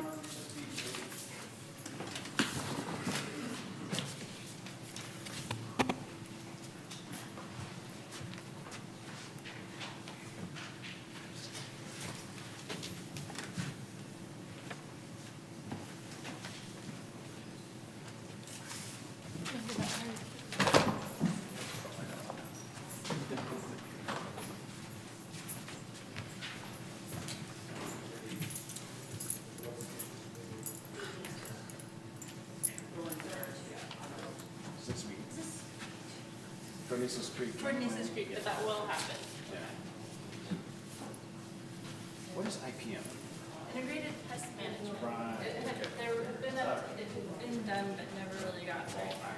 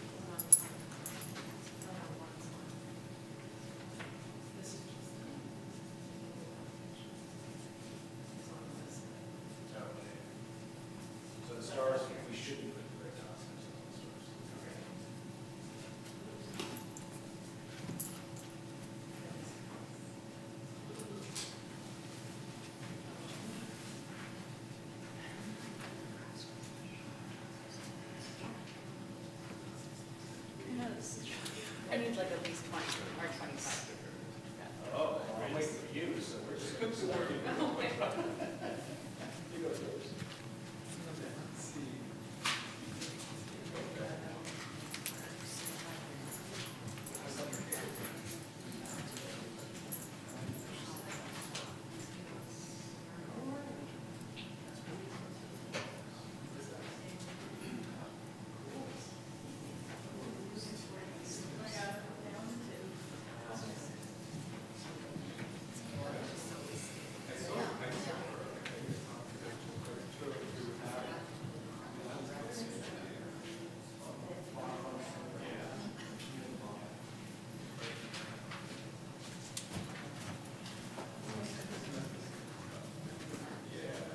And I think we're just going to combine, like, the 2 dog ones. The dogs will We'll just be put the one, dogs whatever together, votes just people put the dogs got, together. or like. See the monarch one too. Yeah. Submerging consolidation.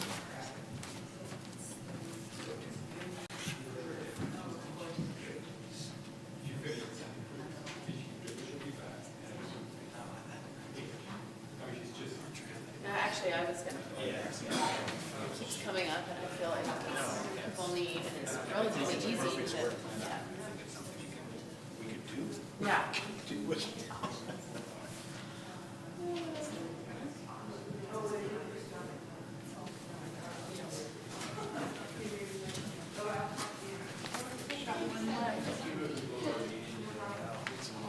There's another one over there. So what do you love and what do you not love? I think that was a good idea.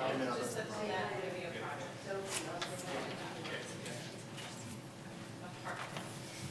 And just on, this is meaning like how are they doing to get an update on what's going to go out?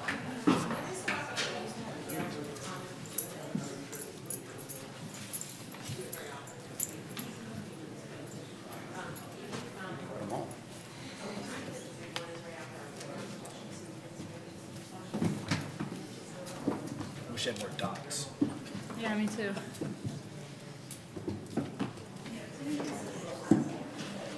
We could have traded or sold, buy $10 for that dot. Now we're talking Washington. We're a lot of fairly like-minded people. We are. I trust other people's We are. judgment. We could have made it like the internet, be allowed to remove dots. If you want chaos.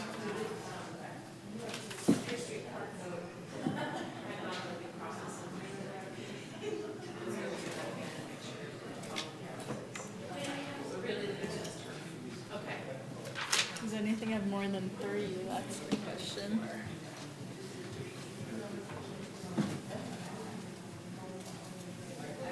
All right.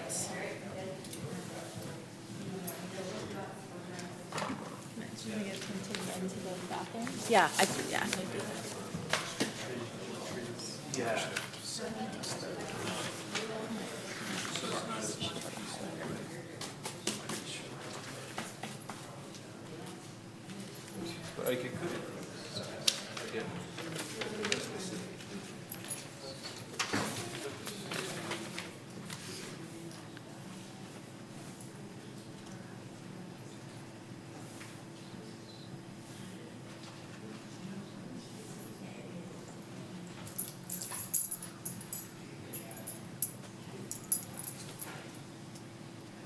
We'll take about 2 more minutes.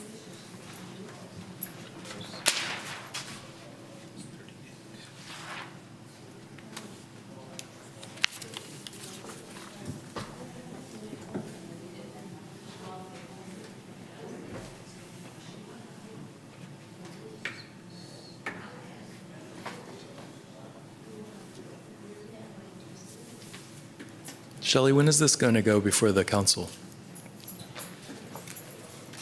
It will either be most likely it'll be the second meeting in April. Uh-huh. I think that is the 15th.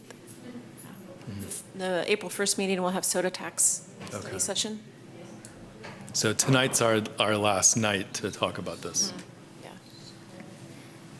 Just noting down original 3, 2, and then 1. Well, she's We do all the ones with 2 or more, we end up with 26 total, including the moved. work in Oh, progress. including the, okay. If we want to keep it to 20, that's 13. We moved in work in progress, they don't have 7, so. It's true. Does one dot Right. keep it on? Because Yeah. no dots would obviously. Right. 1, 2, 3, 4, 6, 7.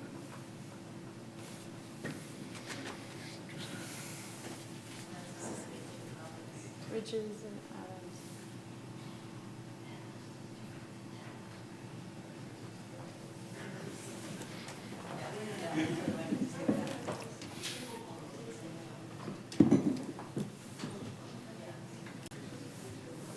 Oh, Brian, okay. Yeah, he went to the bathroom as well.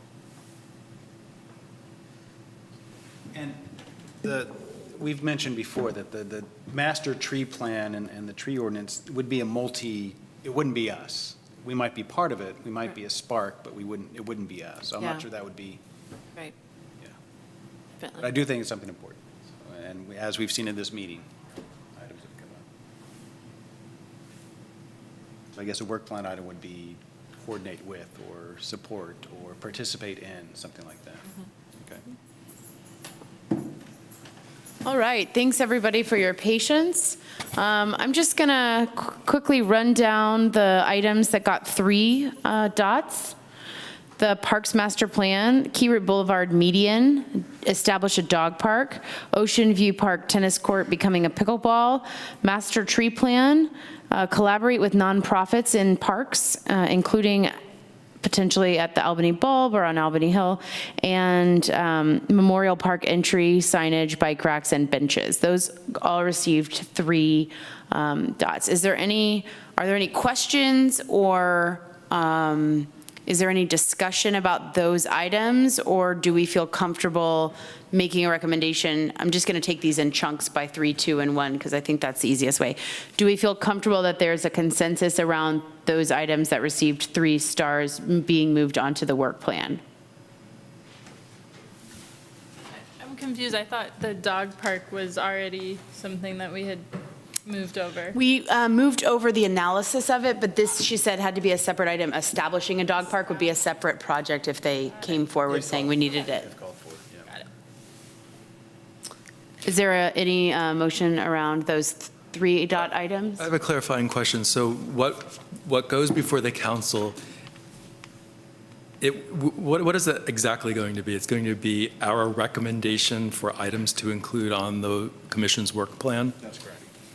It'll look exactly like that format with the highlighted yellow, just with our items listed in the other items below that. And traditionally, the chairs of each of the commissions or committees will go in front of the council on a planned day and present the work plan to the council, and then they can ask questions. They could take things off, or they could add things to the list as well. But we're not meant to work on things that are not on the work plan, so they have to be on there for us to, or we have to, usually you need to have them on the work plan. Ask them to add it. Yeah, or we could ask them to add it.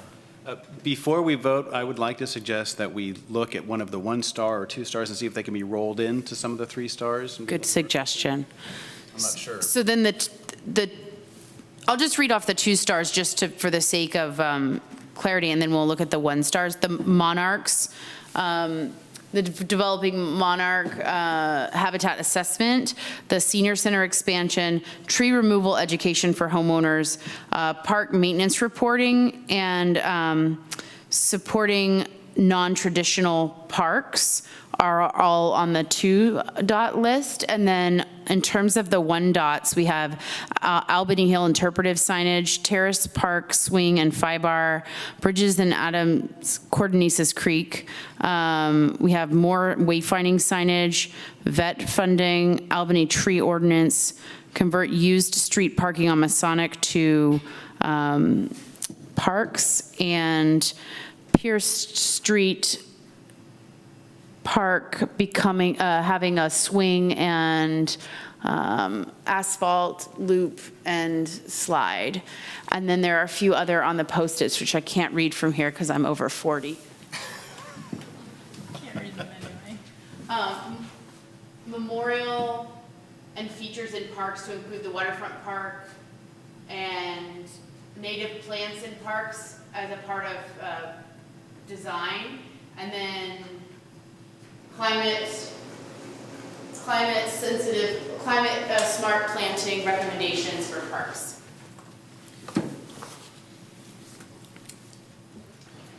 One question I had for Shelley, some of the things about Pierce Street Park, is there going to be like a phase 2 or a phase 3? I don't know what phase just got completed that would come before us anyway. The part of phase 2 is the turf analysis that is going to council at their request, and so that is part of phase 2. So depending on that analysis between putting in artificial or natural grass, that would be part of phase 2. There were a number of other elements that were listed in the phased approach that this commission could consider looking into. And so the hard part about doing work plan is giving you all the information on these long historical projects. So I can't list off all those items that were in phase 2, but parks are your thing. So anything that happens at Pierce Street Park would come through here. But something like that, would it happen even if it's not on our work plan? Typically, you would be the ones to initiate that. Council took the step in wanting to initiate the turf analysis. But then you would get, if they decided we want to move forward with one of those 2 turfs, that design would come to this commission for review. If you wanted to take initiative and open up, like we should move forward on some of these other alternatives from phase 2, that would be what you would discuss. I wonder if even the work plan might be consider Pierce Street Park updates or something, and then we would have an opportunity to look at the phase, because we're not prepared to do that now, but. Yeah, I think the proposed thing was very specific, and I would be in favor of something more broad. It is listed a couple times. One is the Pierce Street Park improvements, Yeah. you could say, or phase 2 improvements, which could include the ideas that have been collected as options. Well, I thought that was starred, which is why I didn't mark the other one, because I assumed it was just already going to come before us. That's true. So the suggestion Roll that over there in. for the asphalt could be folded into this. Yeah. Yeah. And then I guess in terms of folding things, I didn't vote for the interpretive signage because I assume that it will be part of maybe I know I'm terrible, park signage, like as an overall broader. It's going to be part of the Albany Hill Access and Trails project. So it'll happen Will maybe be. anyway? It's going to happen. It's more about forming the subcommittee to do that work. But it is part of that project. So that could easily be part of the Albany Hill access. I guess that's what I was hoping, is that it would somehow happen and start part of something else. Yeah, we could do that. So I wasted my dot, is that what you're saying? Me too, and it wasn't even my idea. Oh, I'm sorry. No, I'm just kidding. I think it's a great idea, so I'm glad to have it called out, and I'm happy to use my dot for that. So speaking of rolling things in, I wonder if we can roll the Key Route Boulevard median into the support review non-traditional parks. So the Key Route Boulevard got 3 dots. If we can broaden it a little bit, and then I think we would consider that a non-traditional. Not really? They're traditional? All right. Fair enough. In terms of the listing of community. I guess you said it wasn't a play field, but that's different from a park. Right. That's what I'm going. Okay, very good. I guess the convert the understreet parking on Masonic to a park is technically supporting non-traditional parks, then I put a dot there. I could easily move it to there to give it 3 dots. How do people feel about that? I feel like that is a non-traditional park. I don't know if we have any other non-traditional parks listed, called out separately on here besides Masonic. Well, I mean, not to, it's going to expand the Albany Greenway, which one would argue is a park, but that's fine. I think it rolls under there. I guess I was thinking them as, it's kind of like, it's Parklet, adjacent kind to. Little parklets. Well, I think the plan is to make it continuous. Actually, part of the park. Make it part of the park. So in that case, What it might I've- be a what little I've different. seen Okay, I guess I discussed. misunderstood. What I've seen discussed. But then again, it can be whatever we end up suggesting it be. So it sounds like we wouldn't be able to bucket most of these under one of the other groups, with the exception of possibly Pierce Street Park improvements, including some of the suggestions that were made separate from the sort of Phase 2 part, which is already kind of in our purview. And I was wondering if there was some broader way to include climate-smart planting guidelines, native planting guidelines, some of those things around environmentally responsible planting guidelines that include, to help with park. In the master plan? Yeah, I mean, I don't know the vision of what you had in mind, but it sounds like those 2 things. That works for me. In the master plan? Because I'm wondering if that's going to come up at all in the climate action plan process. Aren't they going through in sustainability? Well, I definitely went to the meetings and proposed those things. Yeah. Yeah. So you just have a hint. So you could also make a recommendation to the Sustainability Committee to consider that as part of the Climate Action Plan 2.0, or I'm not sure exactly where they are in their process. I think that's a great idea, is add that to their work plan. And I think that it sounds like they're, yeah, we have an emissary. And then do people feel comfortable if we move those to sort of a recommendation for the Sustainability Committee to include? I mean, it's similar to the comment about planning and zoning and design review earlier in the process around trees, so. So I guess also I could see some of the climate smart things being part of a master tree plan, and I still think that within our master parks plan there should be some element of landscape design that would touch on native plants. So I don't know if I wholeheartedly support pushing it to another committee. I think there can be parallel efforts. We do have Parks Master Plan and Master Tree Plan, both with 3 dots that are going on to the work plan, so it'll fit in there somehow. When I bring it up, annoyingly. Responsibly. Yes, that's right. Okay. I think we're all on your side on this one. I think the Terrace Park FIBAR part of it could go into the park maintenance reports. It's on here, the swing could be a separate item, that could be decided at another date, but the FIBAR part is a maintenance thing. FIBAR is cheaper than replacing that entire thing with sand again. It's also the recommended or required safety surface for fall zones.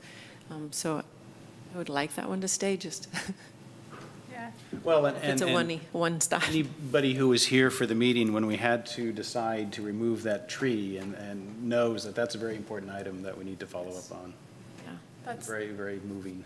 yeah, I feel like that's one that I missed somehow, but would have needed more dots. What is the most people have put on the work plan, Shelley, in terms of, I mean, we have 22 items between 3, 2, and 1 stars. Mm-hmm. That does not include the ones that are automatically coming over. Is that an overly ambitious work plan, or it seems like we have some nodding happening that? It's a 2-year work plan, and a lot of our work in progress are in progress. So some of those will wrap up fairly soon. It's slightly ambitious, but they're all great things, so that's the hard part about it. So in our recommendation to the council, we're going to note which items receive 3 versus 2 and 1 stars, so they get a sense of our sense of priorities. We can list them in priority order.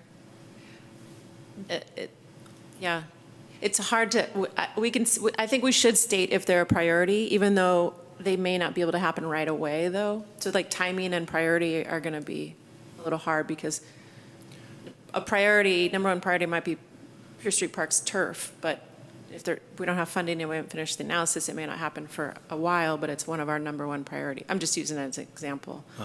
Some things are a little easier. The Terrace Park FIBAR is a meeting with a staff report, and we do an outreach to those neighbors to make sure that they're here. You know, it's a single kind of item. I think it's okay to have a long list if we also communicate something about the priority of the items on the list. And from experience, I can tell you, council is perfectly happy removing things. So Yeah, we may I'm not sure end they up with the list that we, almost certainly won't end up with the list we send them. So let me ask this. Do people feel comfortable with this list of the 3s and 2s as we can, sort of approve first, and then we can talk about the others?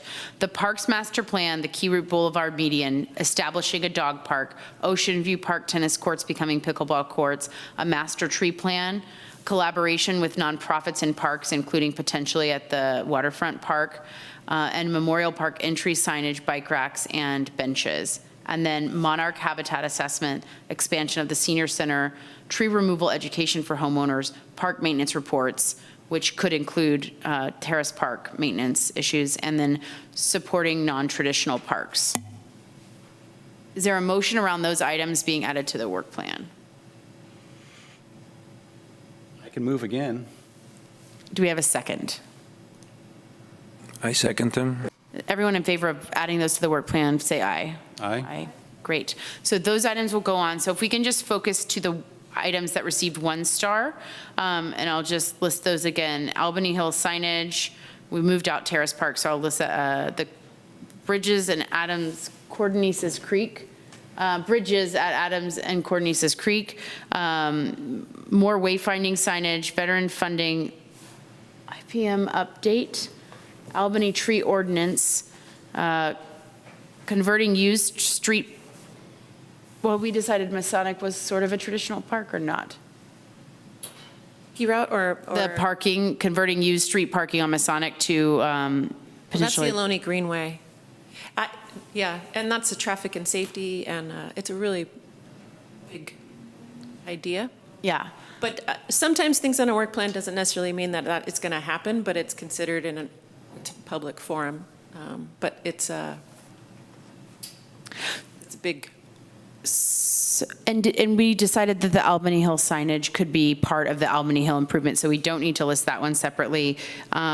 So wayfinding signage, veterans building funding, the Albany tree ordinance, IPM update, bridges at Adams and Cordonesis Creek, and Pierce Street Park improvements, which is already, Street Park. that's already included, so that doesn't need that either, and memorials and parks. Do we think that when we talk about park signage, that wayfinding might be something that we talk That's what I was about going to as say, well? too. I think we can roll that in. No, the city's wayfinding signage program will come through. It's a traffic and safety. It lives in It's different, transportation. it's something different. Yeah, Okay. Would I'd it say just Aleta come at to this us? moment, That's coming yeah. from this anyway. Because those are the wayfinding signs that, they come up with a strategy on where they're all going to be. Now, if it lands in a park, then we can have a say in that, but around the city. There's a few that will be coming up, those bike boulevards and bike, I should know all these. Aleta used to drill me on them all. But then there's a wayfinding template for Albany Greenway that all of the.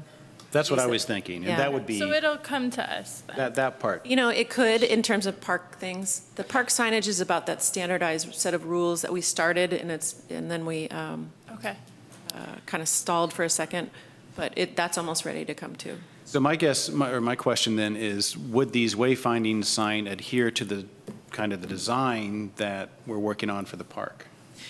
Not necessarily. Well, no, because some of them are standard, so Some of like. them are gonna be, sure. Yeah, the bike ones. But and of the then- ones that we have, And now, I could see that if transportation comes up with a design, that they walk it around to all the commissions that have input in that and give input in terms of the design. It's been a funding situation Yeah. to fund all of that. There's been some other strategies, and then the design of it, the city hasn't committed to the funding for that, but it's something everybody wants. So I could definitely see that come around for review and input. Another one that seemed, it wouldn't put a bridge at Adams, but I guess the Cordonesis Creek bridge could come up in terms of the Cordonesis joint planning. I'm not sure. It didn't in the designs that we already saw, but if there's more phases, that. Right. I think that would come to us no matter what, because that's part of the new charge. So you've already seen the design for the path, so if a bridge, we got to that, it would probably come here too. This is the public space for those items. Let me ask this in a different way then. So given all the things that moved over and given the items with 3 and 2 stars, are there any burning issues on this 1-star list other than the one that Shelley, we incorporated Terrace Park in the other item actually. So are there any burning issues here? The memorials in parks, the veterans funding, the tree ordinance, wayfinding signage, the bridge at Adams of the Cordonesis Creek, and the IPM update. Are any of those burning that people feel really need to be on the work plan? Or do we feel comfortable with this other group, which is a healthy group as well? If we could leave the Terrace Park one maybe by itself. Okay. That would be great. and I would say that if there's a favorite of yours that isn't on the list, you can always talk to your council person and ask them, kind of work the other way around too, have it come back to us. And also, I think I put the integrated pest management up there because the commission did work on it and there was something adopted, but it hasn't been updated in a long time. It could be something kind of nested in the master plan, but there are, major, and it's not something that they would ever use, but a lot of cities have been, supporting bans of neonicotinoids, which are the pesticide that are implicated in pollinator decline and maybe also monarch decline. And so part of my putting it up there was thinking, well, we could also specifically adopt language around that, being like a protected city, and then also look at, how we're reviewing the different pesticides and herbicides because there is new data and new resources. And so, it's really interesting and important, but I also have faith that the maintenance staff is following the previous plan and that they're doing, using best management practices. And so that's kind of the thinking around why I wanted to add it. There's, I think in that plan, there's a coordinator, so they have to consult and talk to the coordinator designated person, but also involved in that is Claire, our environmental resources. Now she's the resiliency manager, I can't remember the title. So there is collaboration on the sustainability environmental side on the staff level. IPM also, just by the types of staff that are working for the city at that time, so it was Penelope got all these random projects, so Penelope, the former recreation director, handled that. I don't know if that's the same, if we're the same group that would get that now, it might go to the environmental or sustainability committee if it was going to be reviewed, so I'd have to ask. I mean, I'm okay with us not putting it on because, again, I think that the city's doing a good job and this gives me clues of people to pester. Yeah. The only other item that we didn't talk about is the memorials in parks. And I know those have come up in front of the commission when people have put in an application for a memorial tree or things like that.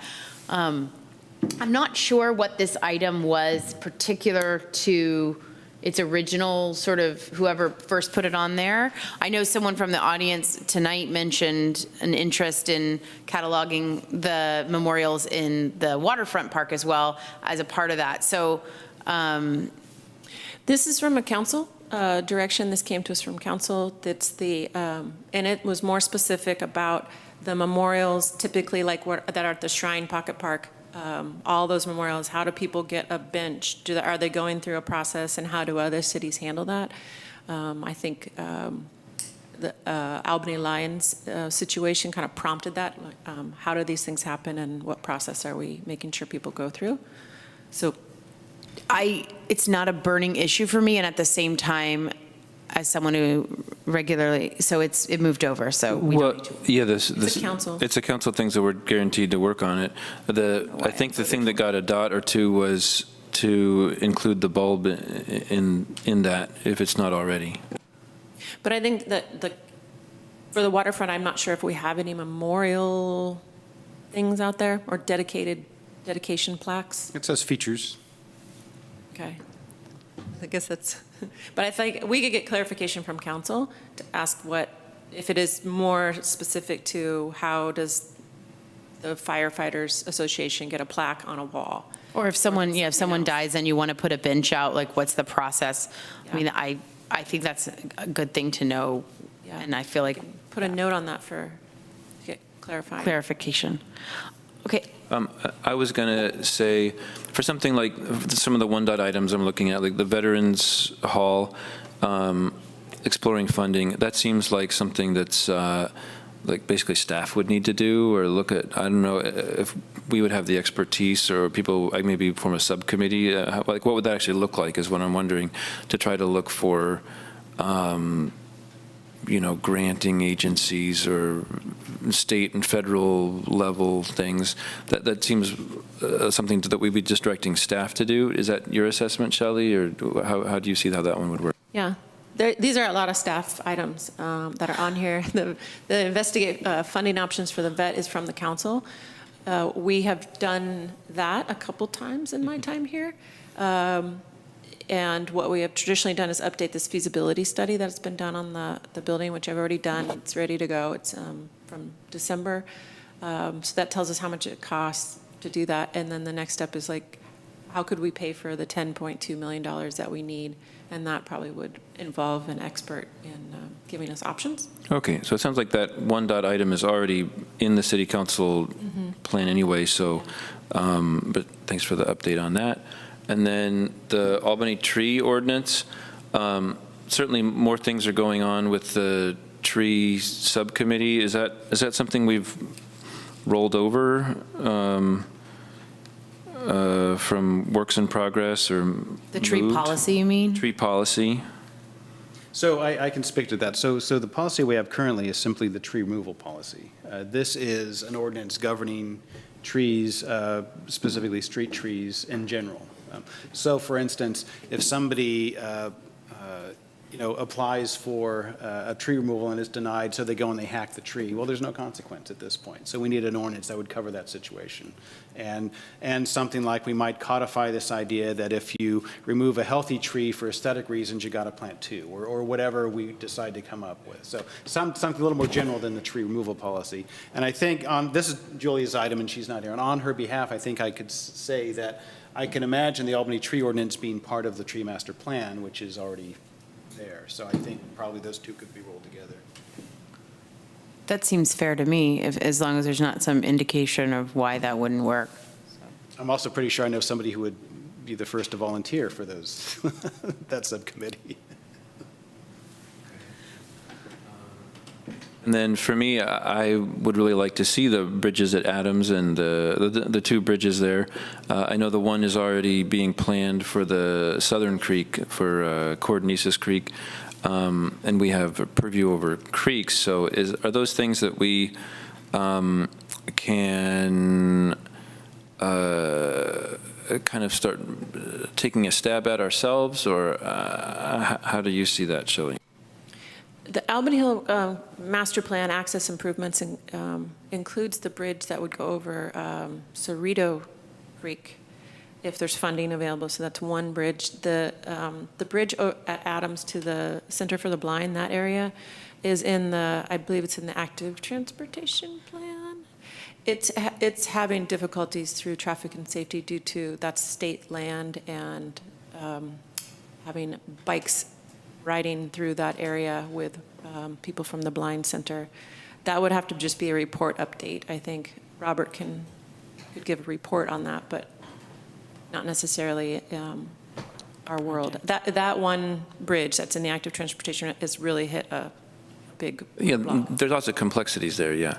So the bridge you're talking about is one, I think, was it Justin or somebody mentioned, is further west, kind of in where the trails are, at the northern end of the hill?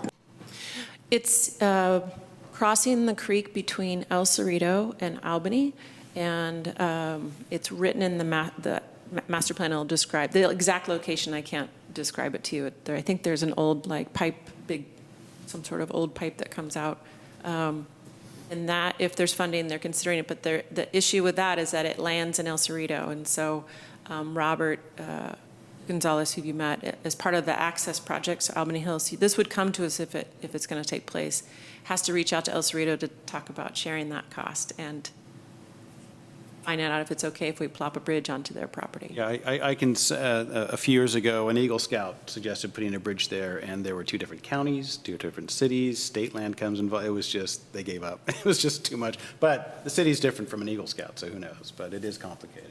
Plus, the complications of putting a bridge over a creek and disrupting the creek that has, steelhead and coho. Sure, and exactly. Yeah, there's a lot there. It sounds like maybe that would come to us if and when it got to a point where it would need our input, but it's not something that maybe will have a lot of life if we proactively. Cerrito Creek is, that would be under the Albany Hill. Yeah, so that's already, So yeah. that one's set. Yeah. So based on this conversation, it sounds like a number of things can kind of either nest in things, or we feel like we can pause on them for other reasons. I'm going to make a motion, if it's all right, that we adopt the 3 and 2 things, which we've already adopted, and that we kind of leave it there with all the things we've moved over, and consider that a robust work plan for. And my 1 star, my Terrace Park one. Oh, and the Terrace Park, sorry, with that one exception that we move over the 5-bar for Terrace Park and the swing. If any of you been here that had been at the meeting, you would have put a star there too. I didn't see it. I No, it's mentioned okay. that. So yes, we would add the Terrace Park. So I'll move we add the Terrace Park, and otherwise kind of stick with the 3s and 2s and the things that we moved over. Do I have a second? Second. All in favor? Aye. Awesome, we have our work plan. Congratulations, everybody. Can I ask one maybe permission? Is that when I put all the 3s and 2s and everything into the document, would you be fine with letting Harriet just look it over to make sure it reads right before we give it on to council? Yeah, definitely. I think that you should feel free to adjust it as needed to faithfully communicate our intent. Can you take pictures of them too and put them somewhere, send them to us, or put them in a Google I'll Drive take or something? pictures on my cell phone, but then I think based on the training I attended, I need to send them to Shelley, and then you can send them to Send them her. around. Please don't send them around. Yeah. But yes. The other option is that it could come back one more time, and we just ask to, like, please let us come May 1st. But I think we're close. I think that we're ready to start working on these items too, once they approve it, so. Okay. And so we just have one other agenda item this evening, and I want to thank everyone that came so faithfully to the audience. Thank you. And our last item is the sugar soda tax, sugar sweetened beverage tax recommendations. And we had recommendations from commissioners as a follow-on to our last meeting that are detailed here, as well as some staff recommendations. And if I remember from last time, it sounded like we had a balance of additional funds, so there were potentially there's additional space to add to the number of items that we are putting forward. So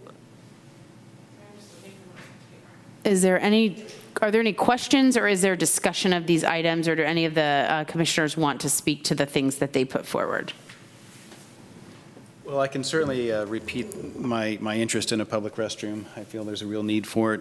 I've been told repeatedly that it'll never fly because it doesn't directly address diabetes, but number one, I'm going to argue at council that I don't think it necessarily has to, but number two, it certainly encourages outdoor activity. I think that a restroom on the Greenway makes, as much as a bike station helps, I think that it encourages use of the outdoors.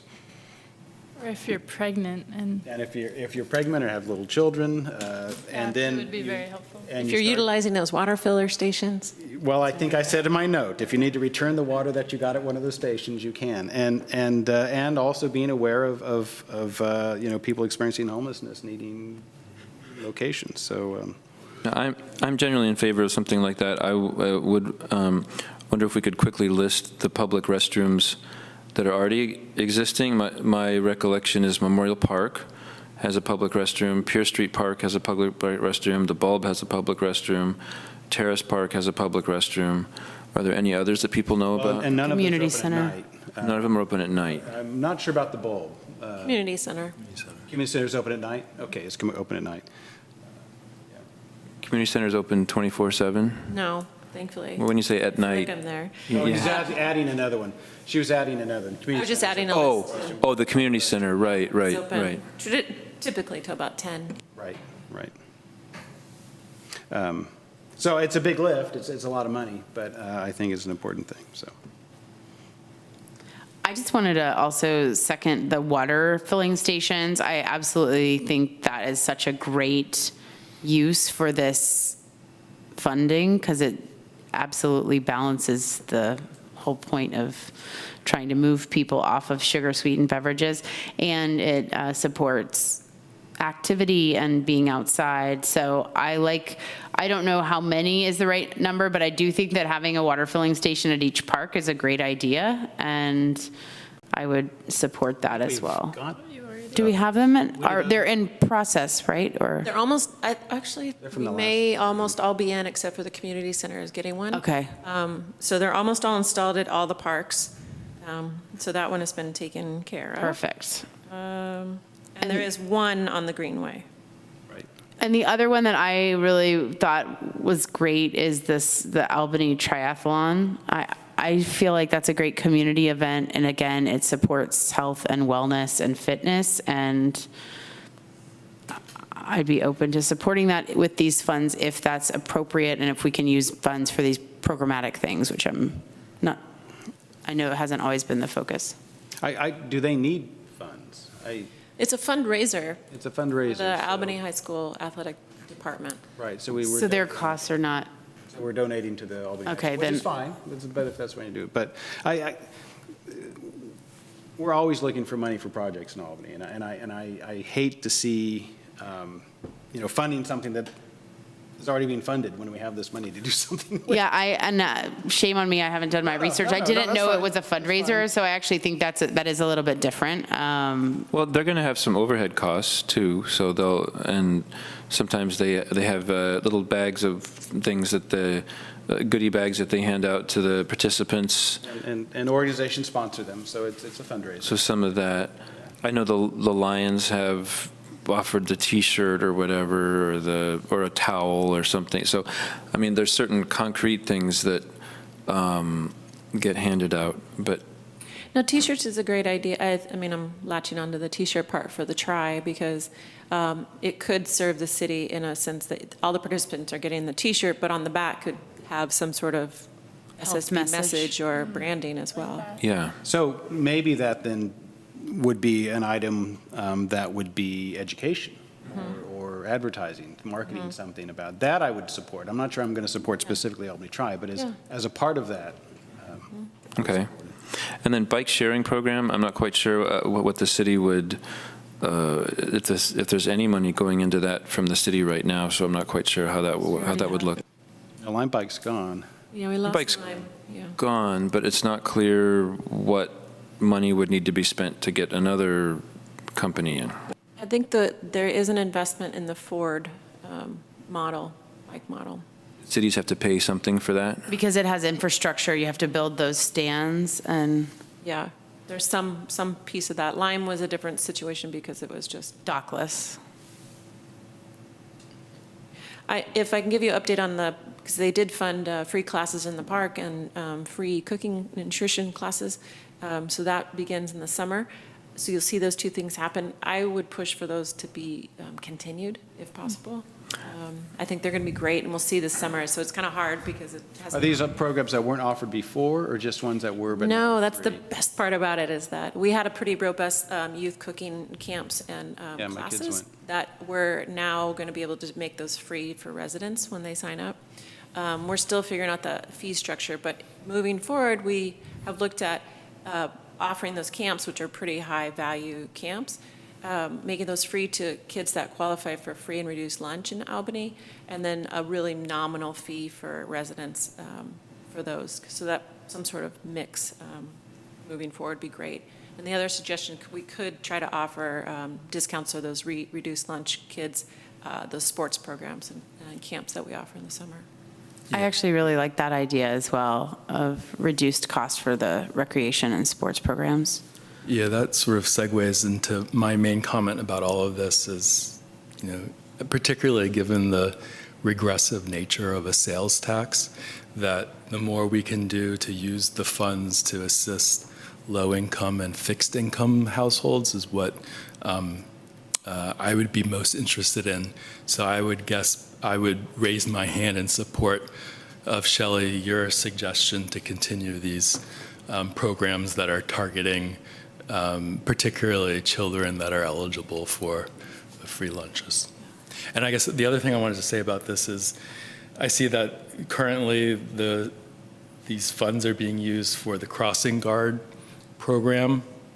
And I guess I would personally support continued use of the funds for that purpose.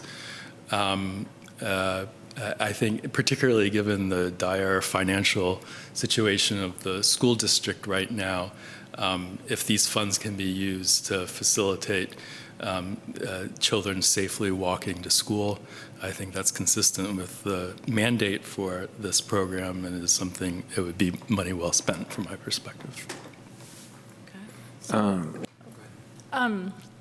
So one thing I've been thinking a lot about is this community garden that we are hoping to relocate. And when I was living by Lake Merritt, there was the Lake Merritt Botanic Garden, and they have a great, robust program. And they also have a toddler garden, which is really unique because there's a lot of school gardens, but toddlers don't have access. And it kind of is a little bit more like you can trample things, and they had a lot of programs. And that's like an age where you can really start, doing health. And I was excited to hear that City of Albany will have a preschool program. So I guess one thing that could be neat and go in tandem with finding a home for a community garden, one, you could help support relocating the community garden with these funds, but then also have part of that be a specific toddler program with recreational activities and educational programs targeted at really young children.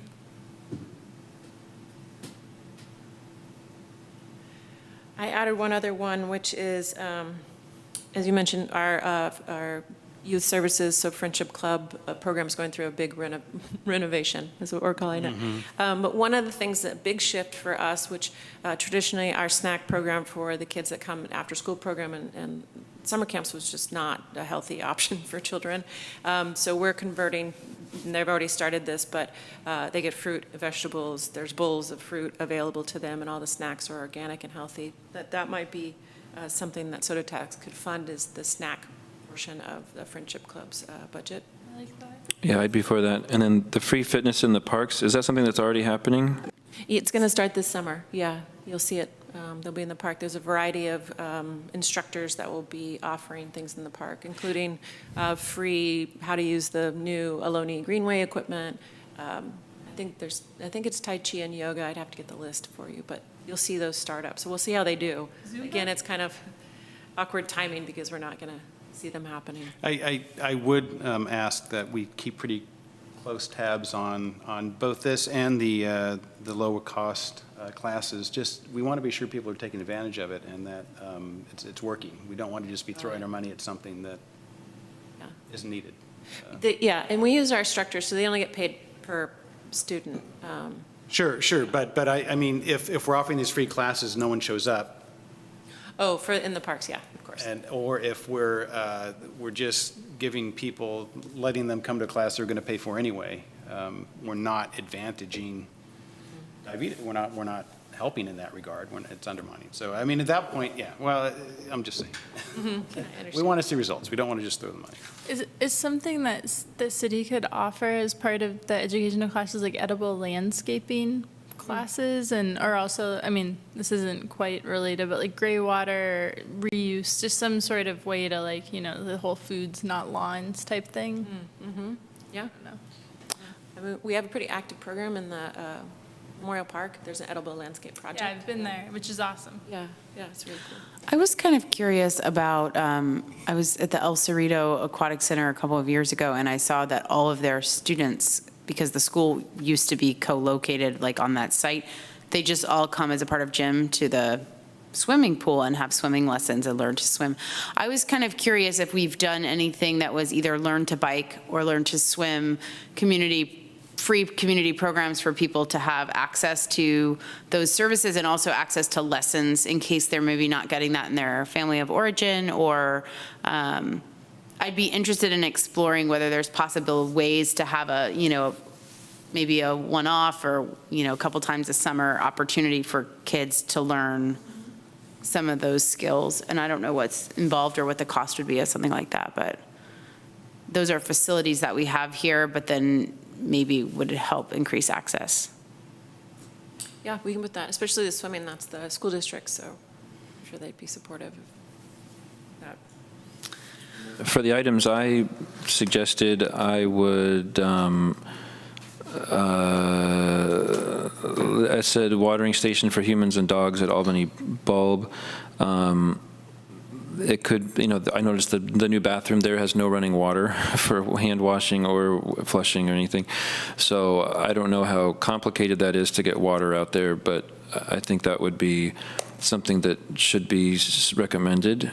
The watering station? And I mean, like a bottle filler. Bottle filler, and well, and with a foot thing for dogs. And a foot thing for dogs. And actually, I would recommend a foot thing for dogs in all the parks that people ever take dogs.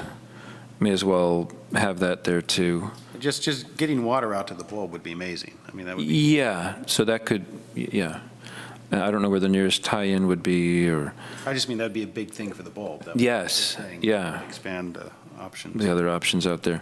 And then the key route median, I mean, I don't know how specific we need to get, but I mean, so that's something where I know my own children will walk back and forth there all the time between the middle school and high school. And then the watering stations along the Greenway, if we're encouraging, you know, long distance or just neighbors walking over to the greenway wherever they're at, there's water. That would encourage, bicyclists to stop. I don't know where they're currently planned now, but, and then near all the schools, wherever those can be identified. And then there's another item that I had recommended that I wanted to recommend too before, well, okay, also this one. So this last one on the list for me is my recommendation that the city not go 100% with the lowest bidder watering station, but to have at least one in town that's kind of selfie-ready and fun or whimsical, or has an art component. And so the one with the lion that Shelley included is one that I had, experienced as a kid myself that I thought was a lot of fun in my childhood. I'm not saying we'd have to have that necessarily. What? Is that a Fairyland? No. This one, I don't know exactly where it's from. This is, I got off the internet, but they have them at various places and at zoos and things like that where you put your head in. You can buy these, and it's usually an Albany Lions Club who sponsors them. Jeez.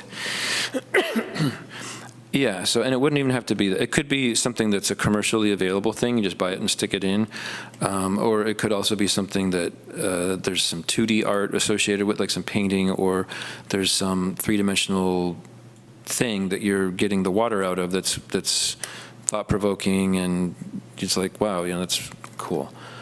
So that's my recommendation for. If it were like a sciencey, like, like being able to like see the water do something. Yeah.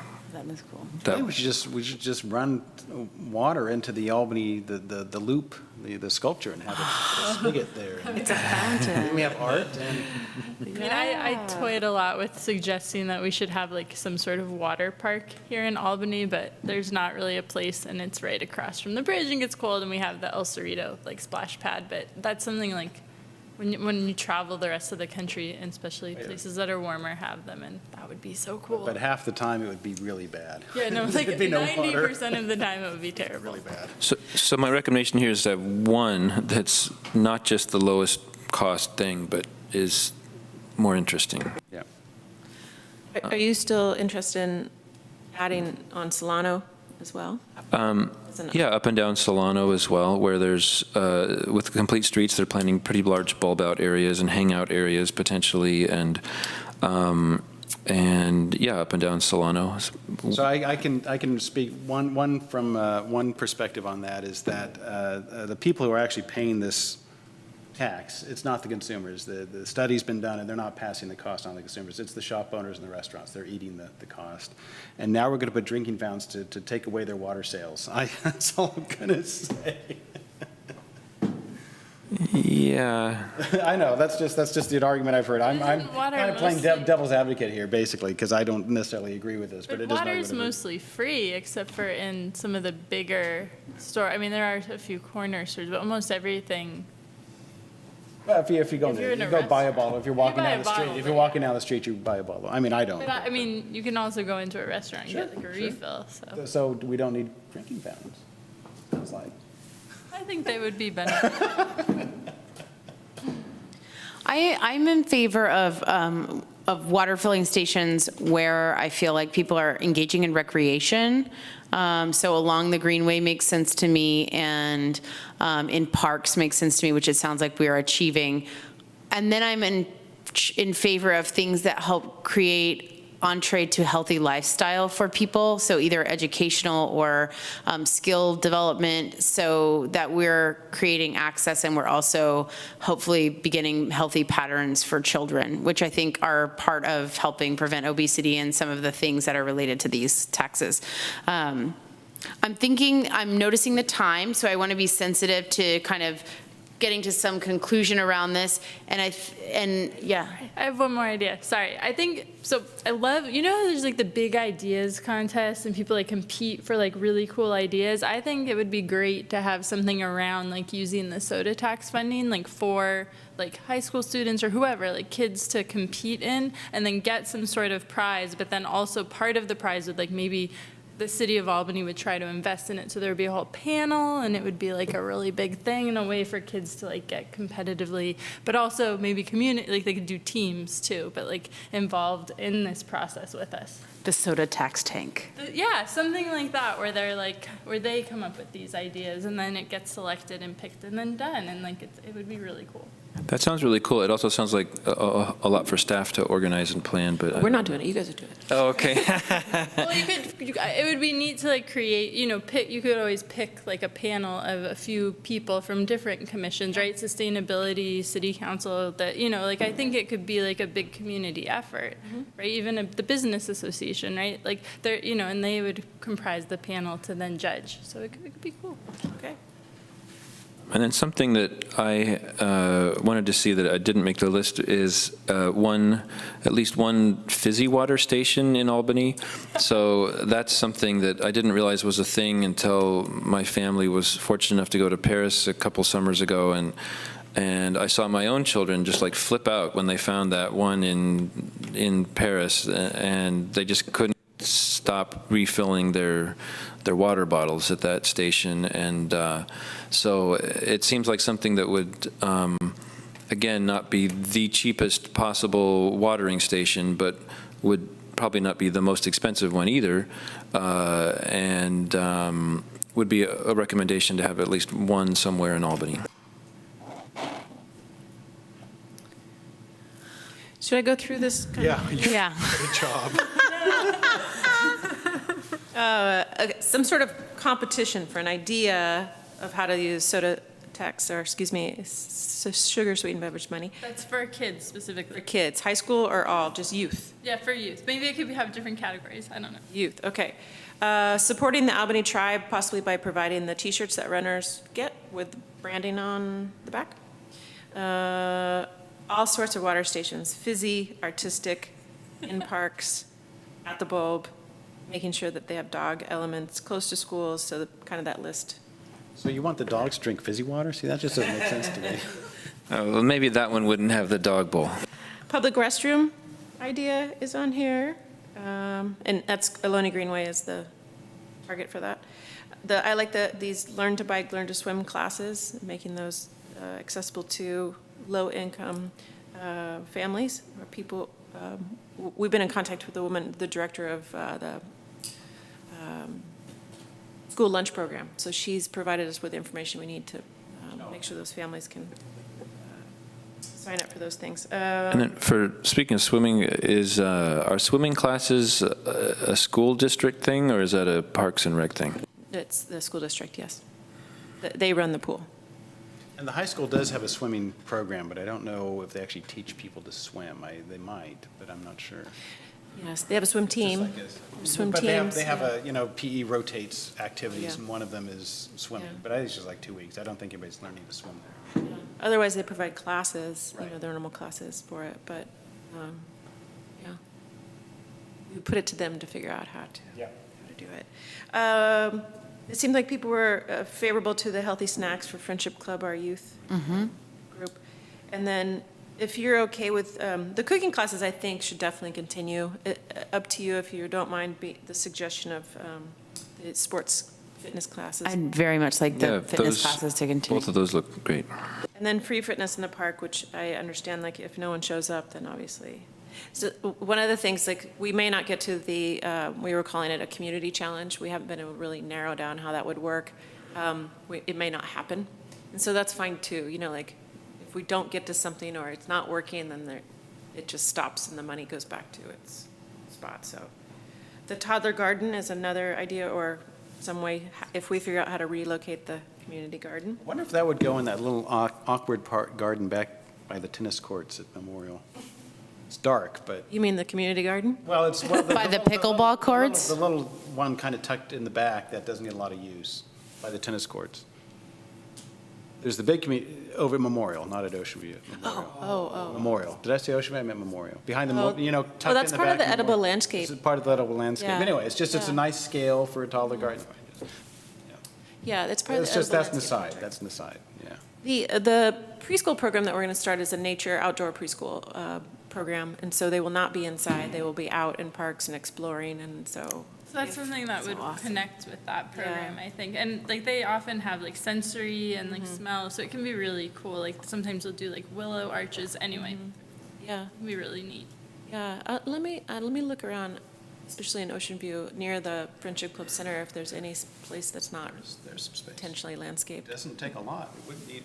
Yeah, because you just need a couple plots of, to. Yeah, and then like often, like in the one in the like Merritt Botanic Garden, they had like you could have individual plots, and there tended to be like turnover because kids get older, but you could also do some sort of like shared group plots or something like where somebody helps maintain it and then kids can come. So there's a lot of different ways that it can go.